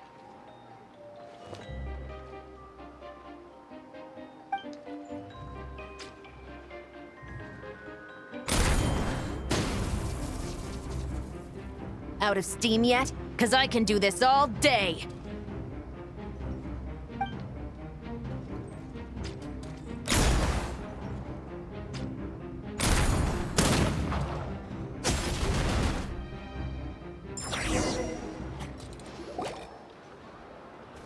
That is some pretty big destruction. My leg! Is still Capturing it. attached. And if you want to keep it that way, I suggest you stay right where you are. A special patrol uniform. You think bringing me in is enough? Do you even know how many of us there are? If even one gets a... 5 at the port, 10 on the outskirts of Nasha Town, 3 near the plaza. Factoring in you and the buyer, that makes 20. Save the best for last, right? How did you... Don't even think about it. Spina de Rosula branch member.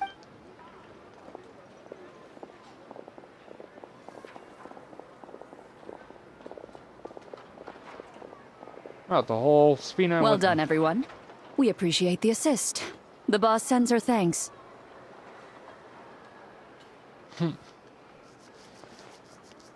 Oh, Navia. It was an honor. Without the Spina's help back in the day, we never would have been able to make it in Nodcry. It was about time we returned the favor. What? I needed to make you seem intimidating to get these local gangs on our side. We've been over this.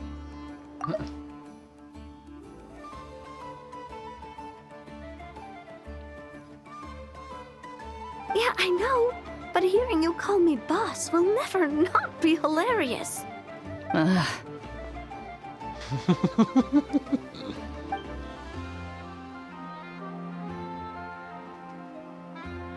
Wow! Navia is something else! Well, that explains your confidence. I had no idea the Spina di Rosula could mobilize these kinds of numbers outside of Fontaine.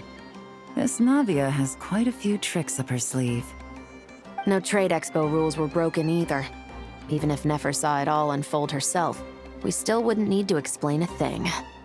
Except for the guild's broken signboard, I would imagine. Yeah? It was an unavoidable sacrifice. At any rate, I suppose the next step is to get these birds to sing. Should be an easy job. The Maison Gardiennage has a reputation for highly effective interrogation tactics. And if that doesn't work, I've heard that spies from Liyue have their ways of making people talk as well. Yes, that means the operation was a success, right? So far. Once we get someone to reveal who the mastermind behind all this is, that's when the real work begins. I'm sure that person is in hiding somewhere far removed from the expo. But as far as our deal with the curatorium goes, I think that's a wrap. Shouldn't we update Nefer then? First, we need to figure out what we can learn from these agents. We'll be in touch once we have the information. Then we can head to the curatorium together. Sounds good.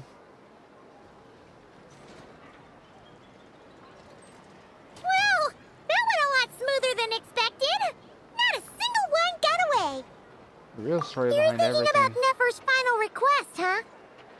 Let's see. We have 2 expert detectives from separate nations teaming up to uncover an international crime ring. That's not a bad story. If you feel like it's missing something, maybe Yelan and Chevres will uncover something more interesting during their interrogation. Maybe. Excuse me? Are you the Traveler? Yehoda needs you back at the expo venue as soon as possible. Oh no! Did something happen? I'm sorry, I don't know the details. All she said was that it's urgent. Fair enough. Now let's get a move on!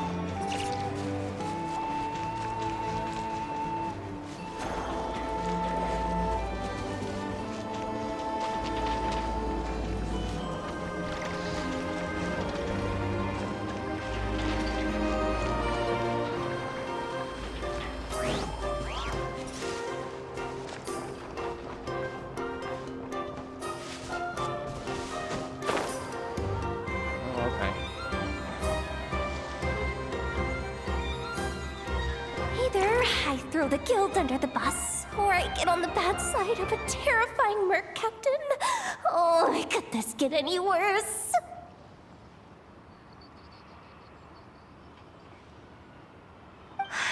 Get it together, Yehoda.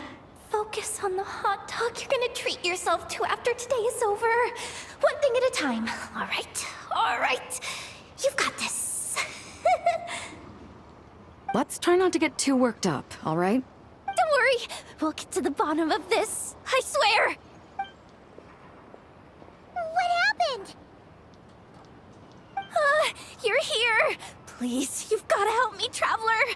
A theft at the expo is gonna ruin the guild's reputation. You're asking me! The guild has people keeping watch over the storage area for this exact reason. And it just had to happen to one of the scariest people here. Beto? Wait, that means... Someone stole The guild asked us to keep our goods stored on the designated shelves. I had a few prototypes that I was using for demonstration, which I had stored there. But when I came to check on things just now, I noticed that all of them had been stolen. And each ballista is super dangerous! If they fall into the wrong hands... Well, all the prototypes have a failsafe designed to prevent unauthorized use, so it could be worse. Still, we should get them back as soon as possible. The guild will make sure of that. If you could just keep this between us for now, we would be super appreciative. I'm afraid we can't just do that. Do we have to tell her? Honesty is the best policy. That's what he taught us. I know, it's just...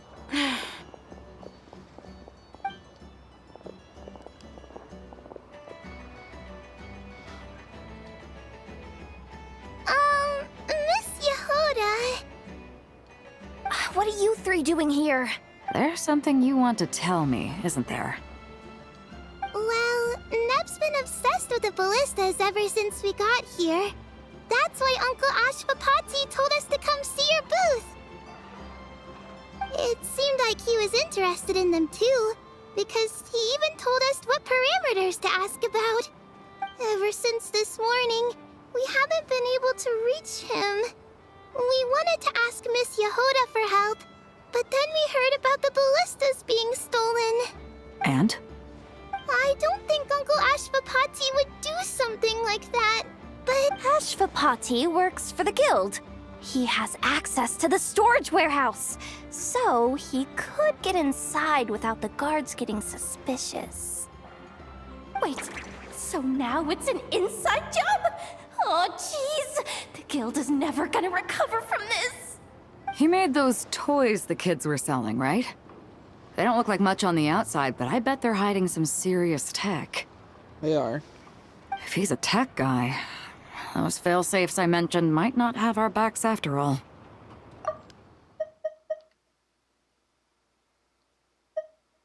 So, this just went from bad to worse.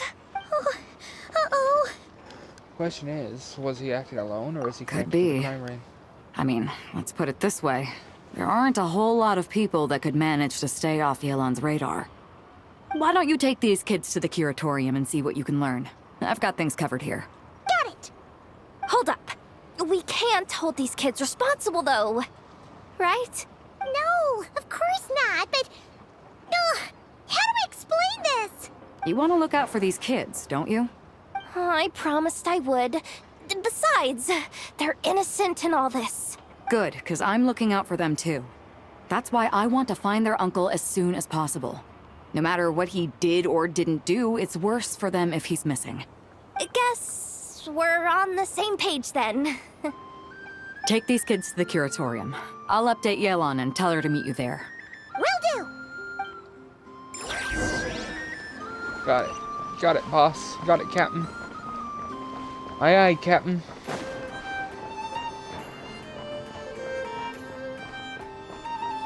Rand, talk to you.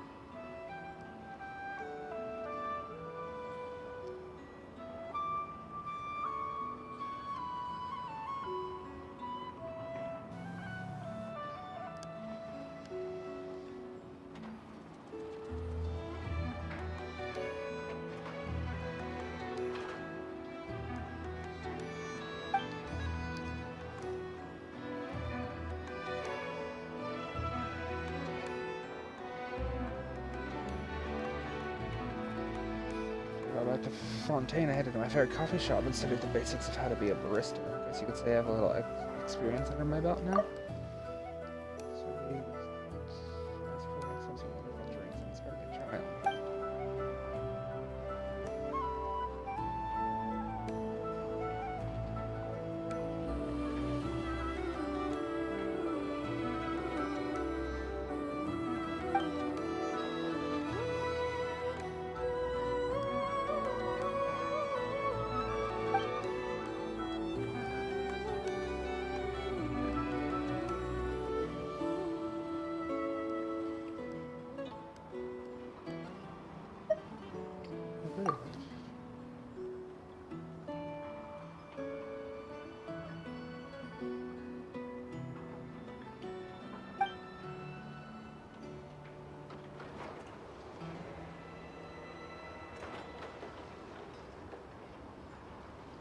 Cup of coffee.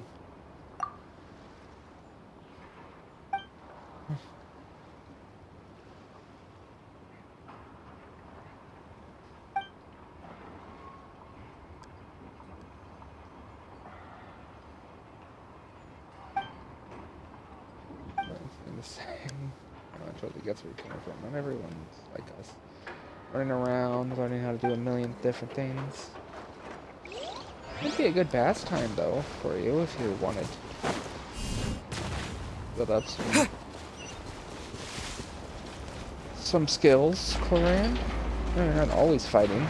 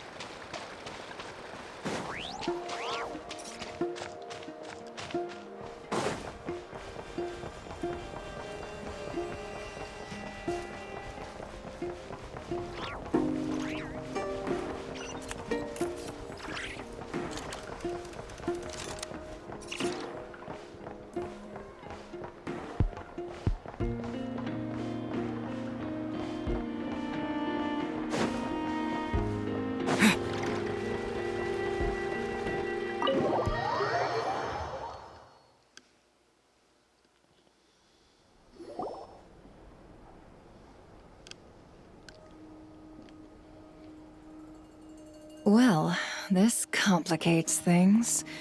Here I was hoping the trouble would start and end with you two. But no matter. This will all make for a very engaging story.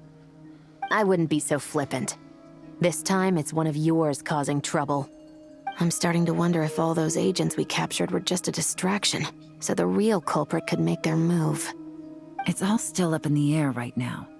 What can you three tell us about Ashvapati? Uncle Ashvapati isn't our real uncle, but he is our guardian. He adopted us when we were little. He told us we all came from the same band of eremites in the desert, but apparently, we're the only ones left. We've been traveling from place to place with him for as long as I can remember. We got to Nagcry not too long ago. Their eyes. What about them? I'm just reminded of something. About a decade ago, there was a band of eremites who, seemingly out of nowhere, gained technological capabilities far surpassing those of other groups. Leveraging that advantage, they built a number of highly advanced weapons and sold them to the highest bidder. The conflicts in the desert became even bloodier as a result. While the other groups were tearing each other to shreds, these newly minted arms traders stood by and reaped the spoils. But before long, their own weapons were turned against them.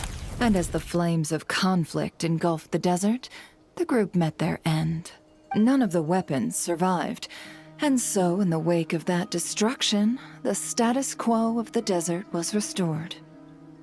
That's terrible. In the desert, it's kill or be killed. People will stop at nothing to gain the upper hand. If this happened in Fontaine or Liyue, I'm sure the perpetrators would have been prosecuted to the full extent of the law. But in the desert, no one bats an eye. From what they've told us, sounds like these kids are orphans from that particular band of eremites. Which means their guardian is likely one of the few survivors as well. So the survivors of that band of Erminites are back in the weapons business? Sounds like it. No! Uncle Ashvapati would never do something like that! No matter what happened back then, I know one thing for sure. Uncle Ashvapati hates weapons. Sure, he's good at building things, but all he does is make toys for us to play with. He can't be the kind of person you're making him out to be. Or... I'm sorry. All we can do is act upon the facts. So, what's our next move? From our interrogations, we've learned that in 2 days, the person behind all this has a meeting planned to collect the goods. If all goes well, we can head to the pickup point and ambush them. But if Ashvapati is part of this and the leader learns what happened, there's no chance he risks himself for his agents. So, that meeting might as well be moot. Then let's focus our efforts on Ashvapati for now. If we find him, he might just lead us to our culprit. If he stole the prototypes, there's bound to be a trail. I'm confident I can track him down. I just need some time.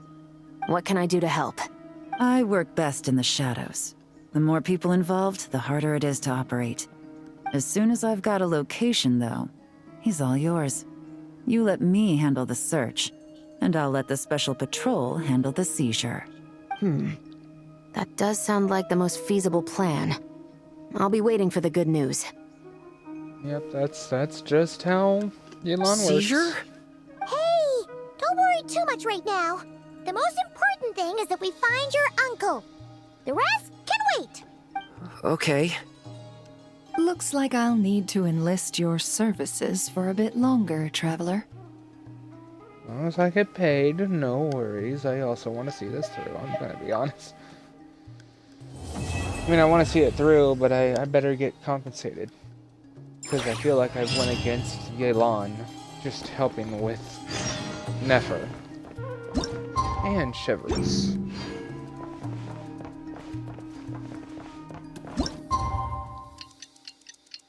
We get this done. I'm sure that other game mode isn't super interesting.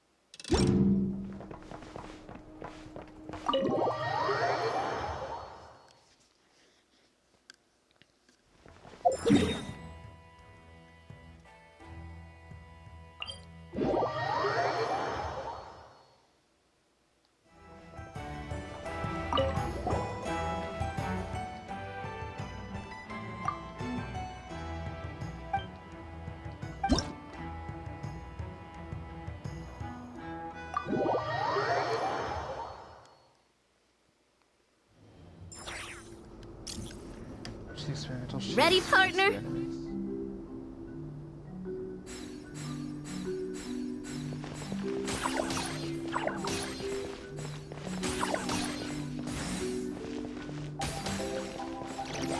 We just got word from Yelan. Looks like she managed to track down Ashvapati. Come on, let's go meet up with the others.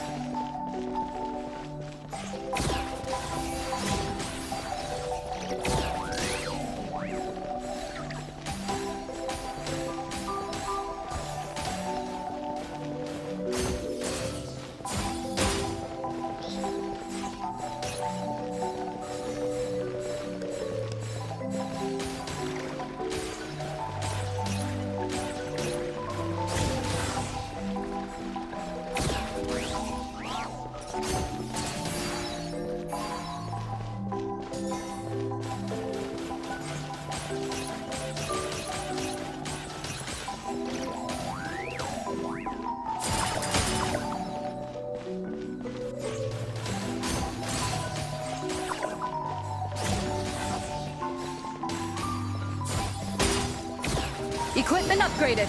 Now's our chance.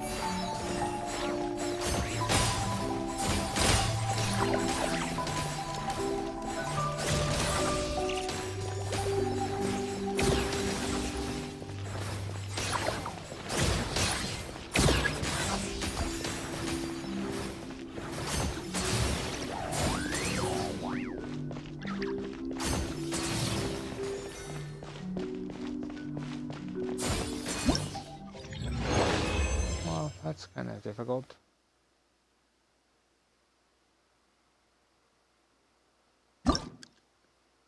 Interesting. No, it's not bad though.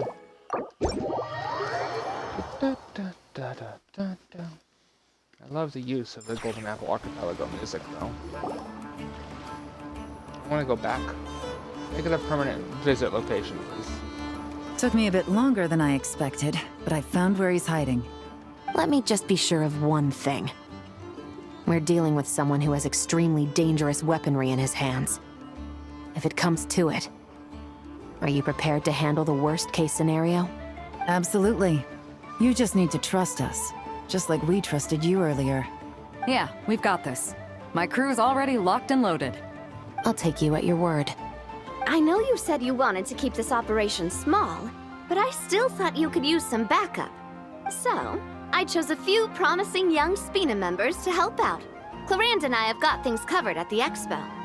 Yes, we're ready to roll then. Now that you're here, I guess we can get this show on the road. Let's go. Wait! I'm sorry, you can't come with us. You need to stay at the expo like we agreed. It's for your own safety. We know. It's just...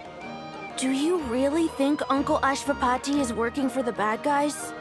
I wish I could answer that question, but it would just be speculation. And I work based off evidence. He's been gone for 2 days now, and he just left us here. He's never done that before.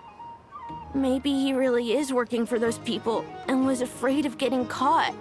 But if that's true, then that means he must have been involved in making and selling weapons in the past too.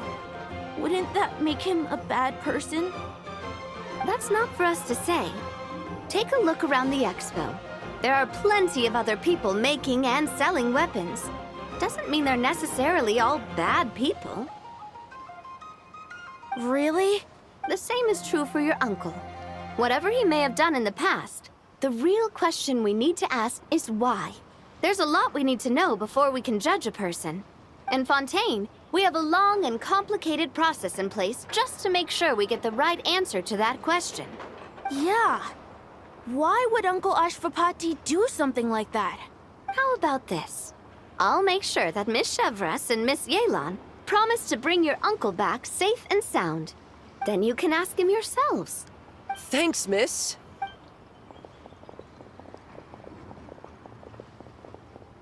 This situation is complicated and unpredictable. Isn't it a bit early to be making those kinds of promises? It's all right. We're prepared for whatever we might face. That's just how Yelan, Beto, Chevrus, Clarand... Regardless, it's a promise we have to keep. After all, when the children get their answer, it will shape their understanding of what justice means. Then, let's all do our part to make sure this ends as well as it possibly can. Agreed.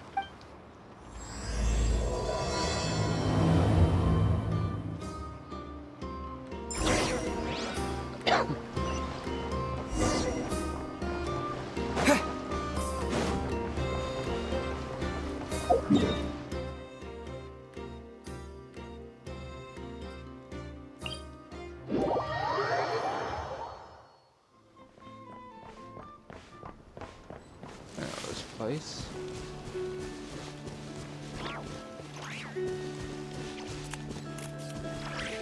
The training ground. Stop right there! Where is he? We missed him. Looks like he left behind plenty of evidence, though. Search the area. Let's see if we can find a lead.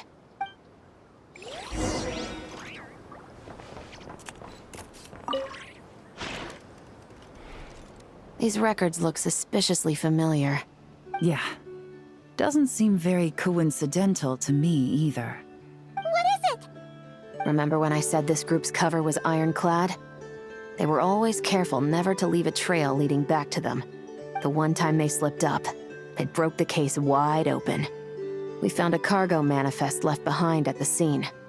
That's the clue that led us to Nodcry. It was a similar story on our end. And now that same manifest shows up here, among the records left behind by Ashvapati. So, he's the guy that slipped up back then? Unless it wasn't a slip-up at all. How does the same clue get left behind at 2 separate scenes and picked up by 2 separate law enforcement agencies? Thinking back on it now, it doesn't seem quite so accidental after all. No. Almost like he led us here on purpose. But for what reason?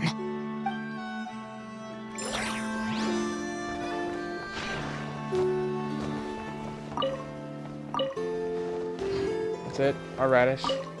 Oh, there's a letter here! Look at how it's positioned. It was begging to be found. I think it might be for us. You think he knew we would come here? If he did, he's a more impressive opponent than I anticipated. Agreed. Let's keep going. We can read it together when we debrief.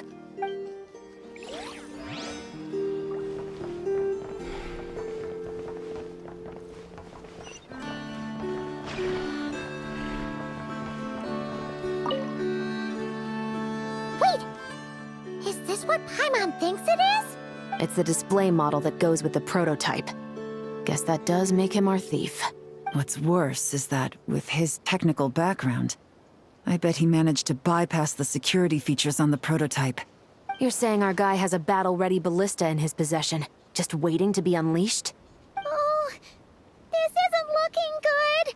Something isn't adding up. All the evidence suggests that he was here alone. Which begs the question, why would he unlock the ballista's features before even meeting up with his boss? That's a question for another time. We need to focus on where he's going next. This situation seems more complicated than we imagined.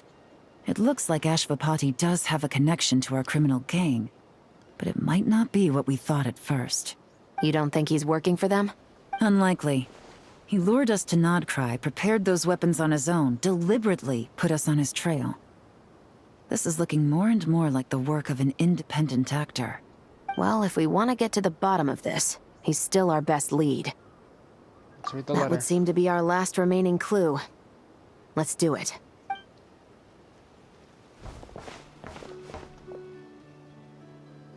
To the officers of the Special Security and Surveillance Patrol and the Liyue Qixing, you certainly live up to your reputation.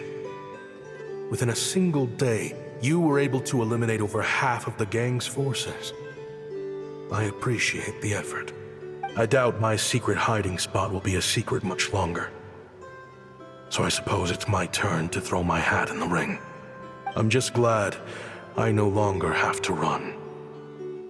So, before my day in court is upon me, allow me to confess to my crimes.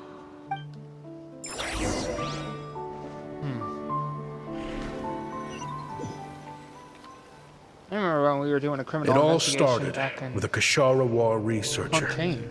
expelled from that the park? academia for violating a taboo.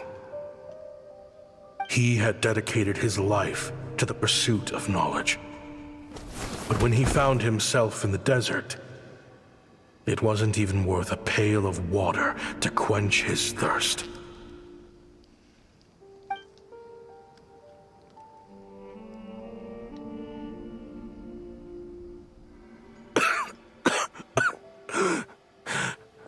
Could you spare some water?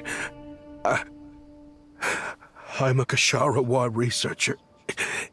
If you need something, I could. Researchers like you are a dime a dozen. Smart as a whip until you find yourself in the desert. Then, you're lucky to survive the night. Are you mocking me? Indian accent. No, son. Just still trying to figure out why I've got such a soft spot for strays like you. Here, give me your canteen.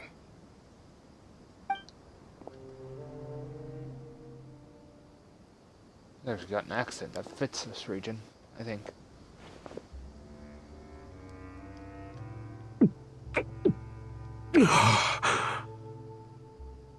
You got somewhere to go?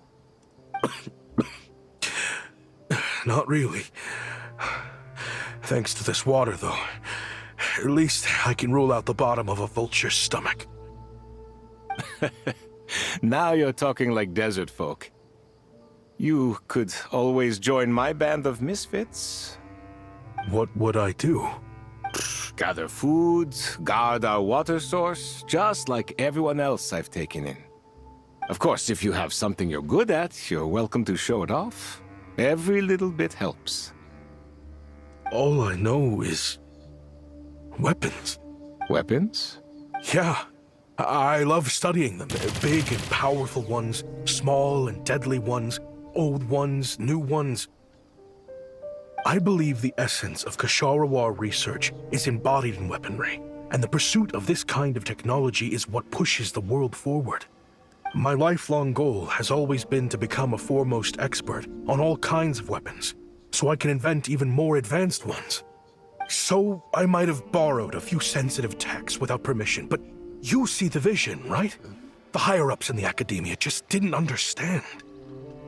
The academia could have 1,001 reasons for exiling you out here, and it still wouldn't matter to me, son. All I care about is what this specialty of yours can do for us. I can help upgrade your weaponry. That should come in handy in a dangerous place like the desert, surely. True, weapons are essential to life here in the desert. Most folks get them when merchants happen to pass through. But when it comes to protecting the people here, this scimitar in my hand is more than enough. The kind of weapons you're talking about are overkill for a place like this. Overkill? Really? Our group is lucky. Our ancestors learned how to protect the oasis from the sandstorms to prevent it from drying up. Plus, we're pretty far off the beaten path. Helps us avoid conflict with other bands of Eremites. All in all, we don't have to travel to find water, we don't have to fight off other desert folk. It's a real place to call home. There are plenty of ways to die in the desert, but behind a lot of them lies too much ambition. So, having somewhere to settle down is more than enough for me. I see. Guess I could do some odd jobs then. I've heard you Ksharawar scholars are handy with all kinds of gadgets. You could always make something for the kids. You mean, like, toys? Yes, if you wouldn't mind. It'll give them something to do. Life can get boring out here. All right, then. And just like that, a Ksharawar scholar at the cutting edge of his field ended up in the desert, making toys for children. It got boring from time to time, but all in all, those days were quite pleasant. The Eremites accepted me as one of their own, and all the children loved me.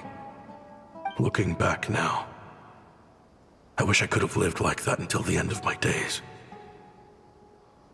But then, those despicable people showed up, and it changed everything. Don't rush me. These materials are in short supply. Oh, they've got a lot of nerve showing their faces back here. Send the gem? It has been a while. Well, we have a right to this oasis, too. Our ancestors were part of the group that discovered it. You hated this place. After that giant sandstorm when everyone else was trying to figure out how to help, you got out of Dodge the first chance you could get. Because I knew better than to be stubborn. Stay in one place too long around here, and it might just be your grave. You abandoned this place. If we'd done the same, the Oasis wouldn't even exist anymore. You gave up your right to be here a long time ago. I heard they joined another band of Eremites after leaving us. but got kicked out. I bet they're only crawling back to us now because they've got nowhere else to go. Chief, should we drive him off? I'd like to see you try. I'm warning you. You won't get rid of us that easily. Leave them be. This oasis has always been big enough to sustain more than one group of people. It's not worth spilling blood over. All that matters is keeping the people here safe. At the time, I didn't think much of it. Just Chaim Wazet being the kind-hearted man he always had been. And so, normal life continued. Much unchanged. Well, mostly. You can take the scholar out of the academia, but putting your life's work behind you is easier said than done. I often found myself flipping through my collection of blueprints and sketches. The ruin drakes scattered around Sumeru were of particular interest to me. As far as I knew, no one had been able to analyze or reproduce the technology within those mechanisms. But I was able to design a kind of lure to bait them into attacking a specific target, in effect, turning them into a weapon. Somehow, the new arrivals at the Oasis must have caught wind of it, because they soon started taking an interest in me. Hope you don't mind me asking, but is that a weapon you're researching? I do mind, actually. It's none of your business. Rumor is you used to be a researcher at the academia. All that knowledge going to waste out here in the sticks. What a shame. What do you want? I want to team up. The rules and red tape that got you kicked out of the academia, they don't exist in the desert. You could take this research to the next level. As things stand, all you've got is a blueprint and a pipe dream. But what if you had access to the right funds and materials? What are you suggesting? Me and my men can get you what you need. In return, all you gotta do is bring this sketch to life. We've always had a good eye for business. Just never the right product. But this thing right here, the different bands of Eremites are gonna shell out Mora left and right to get their hands on it. You want to sell it? It's a win-win. You provide the goods, and I earn enough Mora from these people to fund the research of your dreams. I don't know. I understand what you're worried about, but listen, it won't come back to bite the people here. These people don't think bigger than this place. They don't get involved in conflict. I mean, come on. Their biggest enemy is the weather. You've made a bad name for yourself around here. I don't want any part in this. Well, it's your choice. But it could be the last meaningful choice you ever get in life. So I'll ask you again. Do you want to finally develop the weapons you've been dreaming of and realize your academic ambitions? Or do you want to stay here building toys for kids? How I wish I'd made the right choice back then. Yeah, we increased our prices. What about it? You gonna back out? So, you're really as money hungry as they all say, huh? Cash is king. That's just business. Fine. I'm done. I want out. What are you talking about? We're making bank here. I know what the weapons have been used for, and I refuse to be an accomplice to all this any longer. An accomplice? Listen, that's got nothing to do with us. People would be at each other's throats with or without our weapons. So they die to a machine instead of a scimitar. What difference does it make? Can't you sell more than just weapons? Surely this can't be all the Eremites are interested in buying. If you want to make the big Mora, you gotta push what sells. That's just how it is. And that right there is why I want out. Fine. I've made more than enough to leave this dump in the dust anyway. If you want out so bad, have it your way. What was that?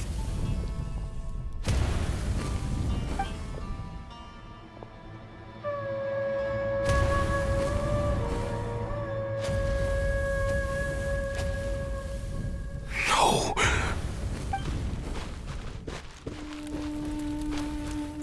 Kaem was it.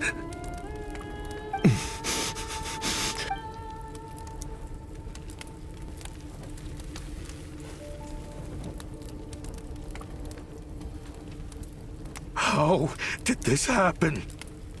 You won't find a tribe in this desert without enemies. People have tried to steal water from this oasis in the past, but Kaem Wazet drove them off.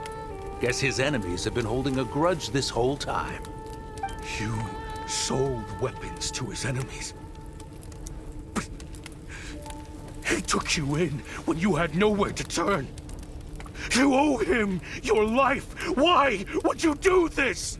It was the perfect excuse to drive up the price, that's why. Sounds like he's voiced by Varka, his voice actor. It was only later that I found out. This wasn't the first time Senejem and his men had turned around and stabbed their allies in the back. Let's just say, there was a good reason they had nowhere else to turn back then. I didn't chase after them or try to hold them accountable. In that moment, all I could think about was saving as many people as I could in a desperate attempt to atone for my sins. But once the weapons I designed were turned against us, the fate of this place was sealed. Even I could do nothing to prevent it. In the end, despite all the burning tents I rushed into, I was only able to save 3 children.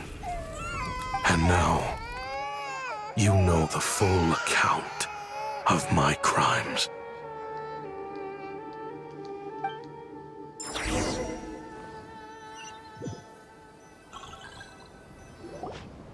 I've been raising them ever since, while attempting to hunt down the men who made them orphans in the first place.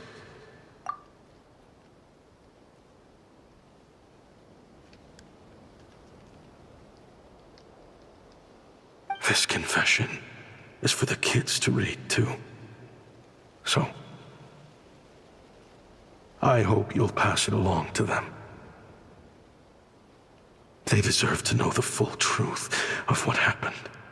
I know I'm in no position to make requests, but please, help them find loving parents to take them in. Above all else, they deserve a true family. Back then, I failed to see this through to the end. But I won't make that mistake again. Jeez, if this is true... He's after the same target as us. And he's out for revenge. He even lured us to Nodcry to help him get it. I think I know what he's planning to do with those ballistas now. If I'm right, this doesn't bode well. Then we need to find him ASAP! It sounds like he's about to do something super dangerous. But we promised the kids we'd bring him back safe. I can't just let him get rid of our target either. This crime ring runs deep. There are still many other conspirators we need to track down. So where do we go to find him? Oh? You got something? He knew we'd be out of the picture investigating this place. I think he decided to spring the trap that we set up. He's gonna ambush the target when he comes to pick up the goods. Snap! He's not working for them, so our original plan could have worked all along. The meeting will be happening any time now. Quick, we need to head to the rendezvous point.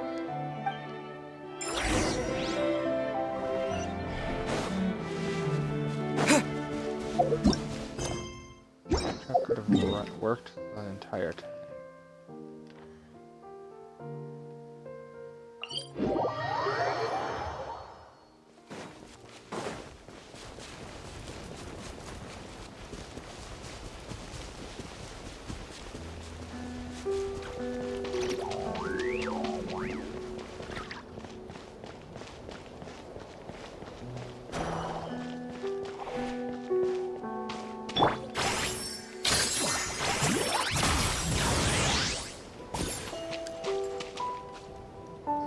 Thanks, Anaya. Ashvapati. He's definitely wearing a new set of clothes. It's been a while, Senegem. Over a decade at least. How did you find this place? All these years. And the signal you use for the meetup point still hasn't changed. All I had to do was pose as your point of contact. And fish a time and date out of that scout you sent. Useless bunch of idiots. Just wait until my backup gets here. Oh, I think that might take a while. The Fontaine and Liyue authorities have your men locked down tight. Every last one. No. There's no way the cops could have known we'd be here. Unless, of course, someone deliberately left a trail of clues, leading them straight to the expo. That would be a different story, now wouldn't it? If they hadn't taken your agents out of the equation, I doubt I would have been able to lure you here. So now what? You gonna turn me in, too? No. The authorities can have your men. But you're mine. Is that Fatui tech? Looks like your skills are as good as ever. Listen, I know you're mad that I've been racking up Mora without you all these years, but it looks like you still got it. If you want back in, we can work something out. After everything that happened, what makes you think I would want back in? Because what's the alternative? You're not here for revenge, are you? After Kayemwazet took you in, you really convinced yourself you were one of them, huh? What you should have learned is that banking on loyalty and belonging is a losing hand. Better to cash out before you're in the hole.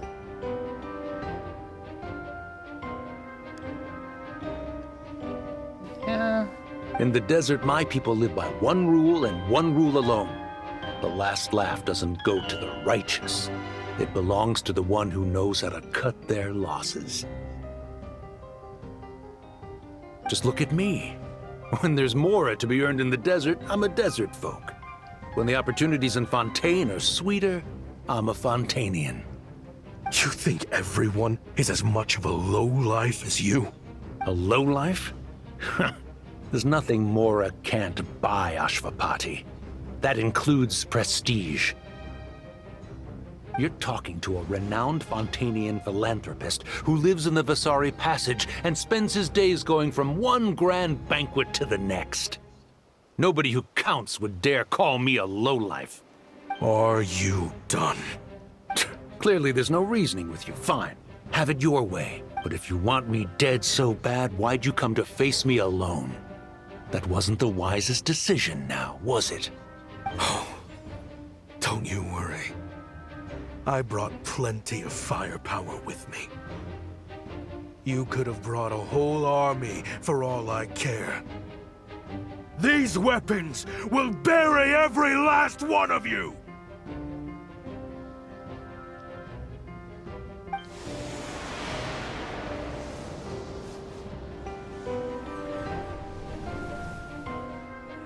What the? Are you crazy? If that thing fires, you're not getting out of here alive either. Yes, that's the plan. It's high time both of us paid the price for our sins! He's lost his mind. Get him! Start breaking his bones until he removes this barrier. Hold it right there, all of you! Otherwise, I've got enough firepower to go around, too. The Maison Gardiennage! You got here sooner than I expected. Hey! What's that in the sky? Looks like bad news! Ashvapati, you have my word that these people will face the judgment of the Fontaine courts. Remove the barrier and come with us at once. Fontanian justice is too merciful for them. You should leave us. Stubborn fool. Auntie, Nab, and Rhea are waiting for you. I don't deserve them. I have to atone for the things I've done. What is it you feel you need to atone for? weapons research. You're from Liyue, right? Your ancestors were the first people to master the recipe for gunpowder. And yet, they turned it into fireworks and firecrackers that even children could play with. Surely, it's choices like that which make Liyue what it is today. I hear that it's a very peaceful place to live for the most part. But me? I chose to use my research skills to create weapons of war that brought death to countless people and destroyed the only home those kids had. That's why I have to atone.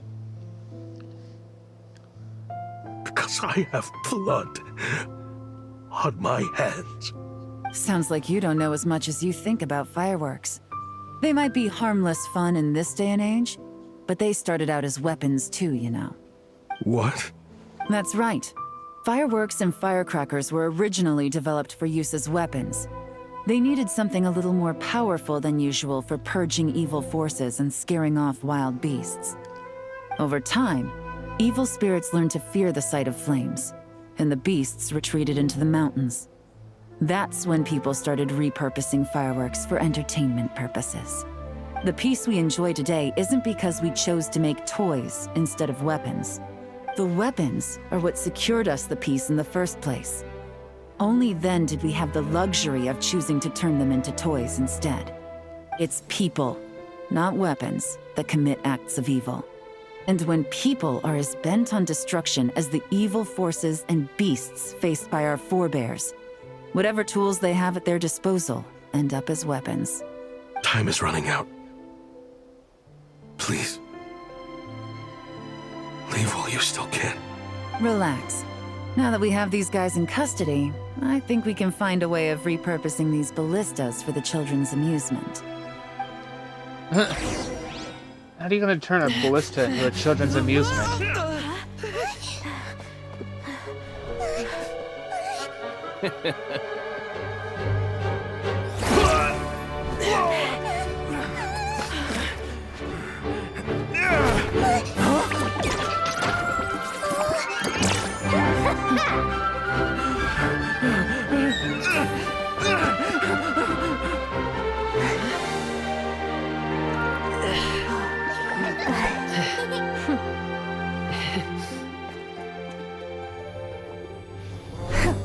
I knew they were looking for trouble, but they messed with the wrong manager.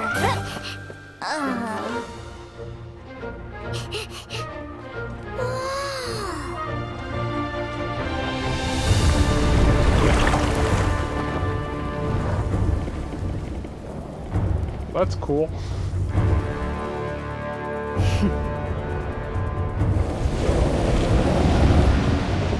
That's a cool pose just right there. Stay down.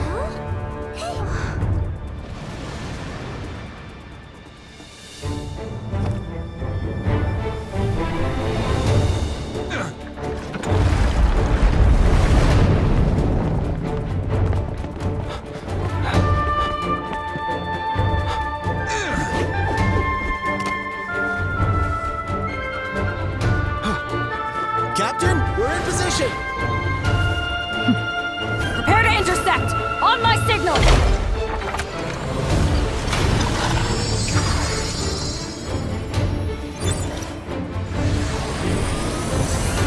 Fire!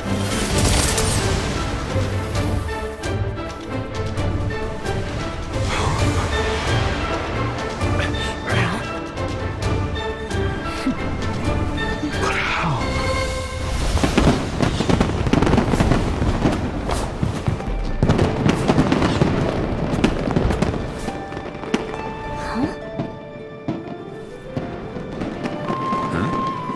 Fireworks show?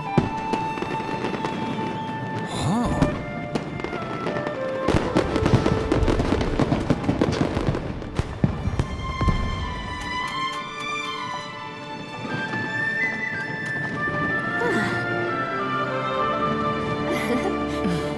It's a pretty cool scene. We're recording mode on. Has this always been part of the show?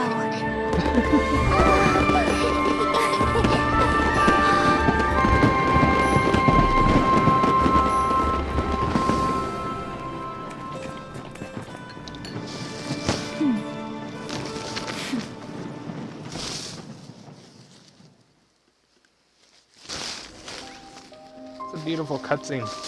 No funny business. It was beautiful.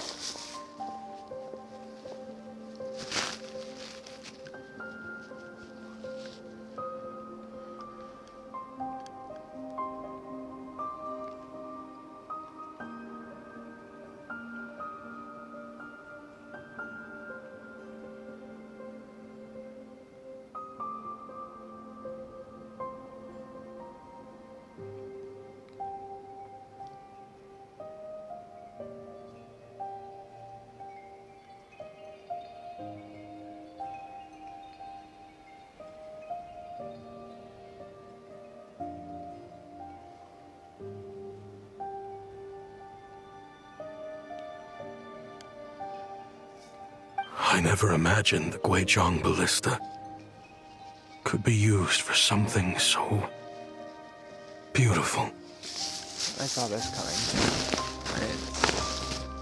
If you'll agree to come with us and answer some questions, it would be a big help to our investigation. Of course. You'll have my full cooperation. I know I'm guilty. Just not sure of the precise crime at this point. Honestly, me neither. I'm sure a case like yours would have Fontaine's top legal experts scratching their heads. As for these arms dealers, though, I can confidently say that none of them will be getting away with this. So at least you can take some solace in that. I know. There's no sentence the court can give them that will satisfy you. But at least the trial will be a public declaration of their crimes and the punishment they will receive. The victims deserve that much. Considering the alternative was them dying in obscurity to a revenge killing with no one left behind to tell the story. This looks more like real justice to me. I guess you're right. More like a revenge suicide.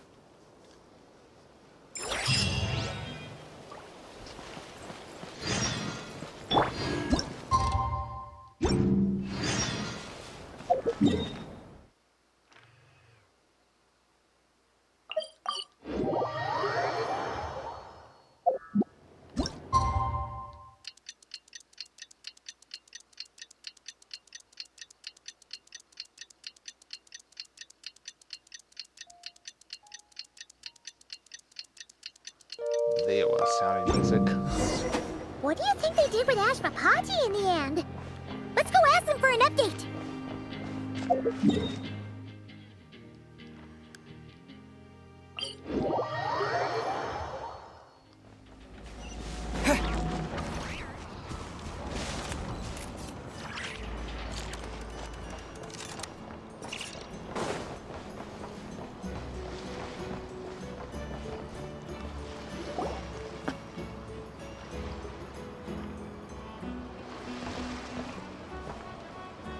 Great! Everyone's in one place! Now that we are on the other side of this incident, I suggest we put any remaining questions to rest here and now. The Voynich Guild won't be responsible for any disputes remaining after this meeting. Understood. Well, there's been no serious harm to me or any of my compatriots. And with the arms dealing operation closed down, I've achieved my strategic objective. I'm happy to let the Fontaine authorities process the culprits from here on. I appreciate your flexibility. I'll need all of them in my custody to proceed with the case files. As for you...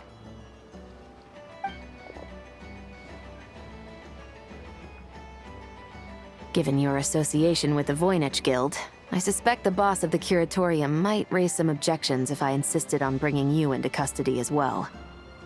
Then what do you propose, Miss Chevreuse? While pursuing one of the suspects in this case, it was unfortunately necessary for me to destroy a certain signboard in Nasha Town. Is that an official confession, officer? What I'm suggesting is that I don't file charges against Ashvapati. He stays here, and in return, you don't seek damages for the signboard. Sound fair? Deal. Huh. That went surprisingly smoothly. Paimon figured it was gonna be a whole ordeal. Uncle Ashvapati, we... They told us the whole story. Everything you've done. Even so, we still want you as our uncle. But If you'd been less trusting of the promises these men made to you back then, and left some weapons for your own people to defend themselves with, maybe things would have turned out differently. The way I see it, your crime wasn't the weapons research itself. It was failing to use that knowledge sensibly, to protect the ones you cared about. Yeah. You're absolutely right. Well then, what are you waiting for? The chance to atone for real is staring you right in the face.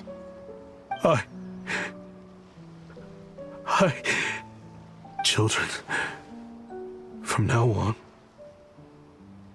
I will protect you with my life. Traveler, Yelan, on behalf of the Fontaine authorities, it has been a pleasure working with you both. I wish you all the best.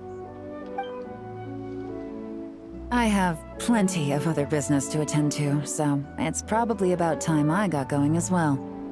See ya. I kind of wonder why they keep... I want them to keep Yelan in her new outfit, because it is kind of a model upgrade. But I'm just surprised she still uses it. Looks like you're a free man. I guess, but even if they won't arrest me, I still have a lot to answer for. I joined the Voynich Guild with my own agenda and nearly ruined their reputation. Are you really gonna let me get away with that? After you joined us, it didn't take me long to find out that you'd lied about nearly everything. Everything except your desert origins. That turned out to be true. The Voynich Guild. I actually consider the desert my home too, so I was interested to learn who the real Ashvapati was. Thanks to the Traveler, I now know the full story. And my, what a story it is. Granted, the final chapter caused us a fair amount of trouble. But hey, sometimes that's the price you pay for a good ending. Are you serious? I mean, obviously I can't let you stay in the guild. Not after all the rules you broke. I completely understand. I'd recommend that you take these kids back to the desert. Why? The desert has been plagued by seemingly endless conflict since as far back as I can remember. But your story offers a glimpse of a different way of life. Maybe there really is hope for peace in the desert. The Sumeru of today is a different world than what it once was.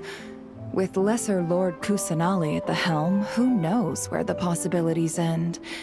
Maybe you could rebuild the home these kids once knew. I don't like how Dory's smirking. I'm flattered, really. But that was a lifetime ago. I'm sure the sandstorms will have buried any last trace of that oasis by now. Sure, we could put up a few tents and call it a settlement. But what then? It would be a brutally harsh existence. There's no way around it. Where there's Mora, there's always a way. Hello, my dear customer. Why don't you discuss your needs with me? If you can dream it, you can buy it. So Mora is the answer, huh? All right. Say I wanted to buy a hometown for these children. You telling me I can buy that from you? Don't take her so literally. She's just doing her sales pitch. Sure can. Huh? Ta-da! I present to you one magical gemstone created by none other than the renowned mage Alice herself.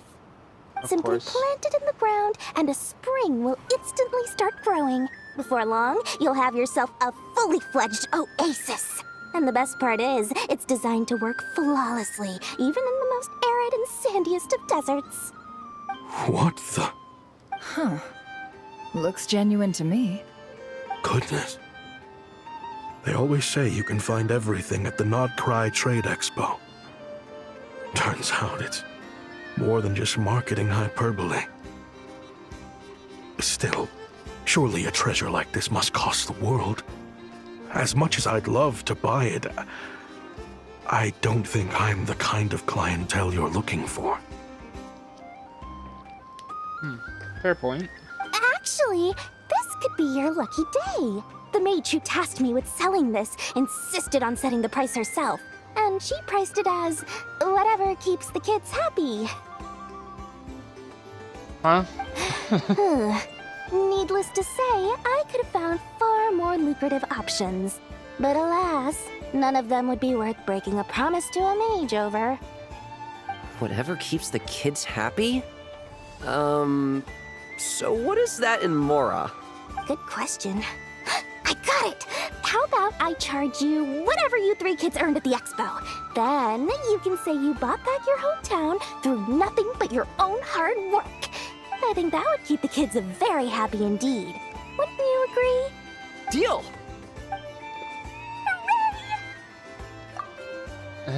It's not gonna be very much, I bet. Well, this was a strange turn of events.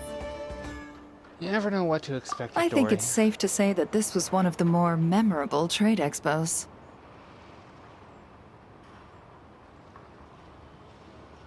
All of our friends here, and then some random NPCs. It's nice. Wait, is Lieben there? I don't say Lieben. I guess he's the only one missing from this screenshot.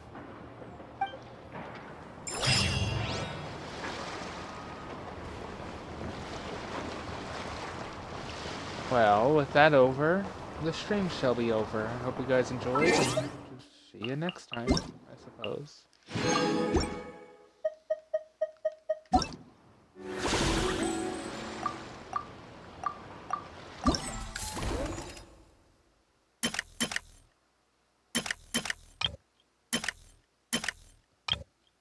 Like 2 encounters with some of these characters.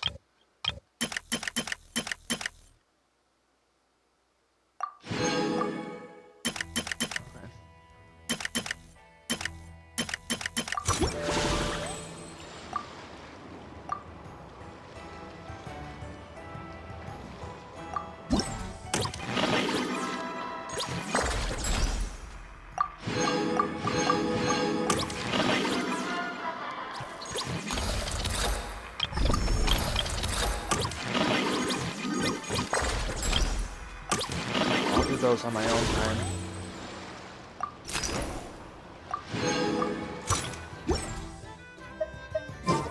I shall say goodbye for now. I hope you enjoyed.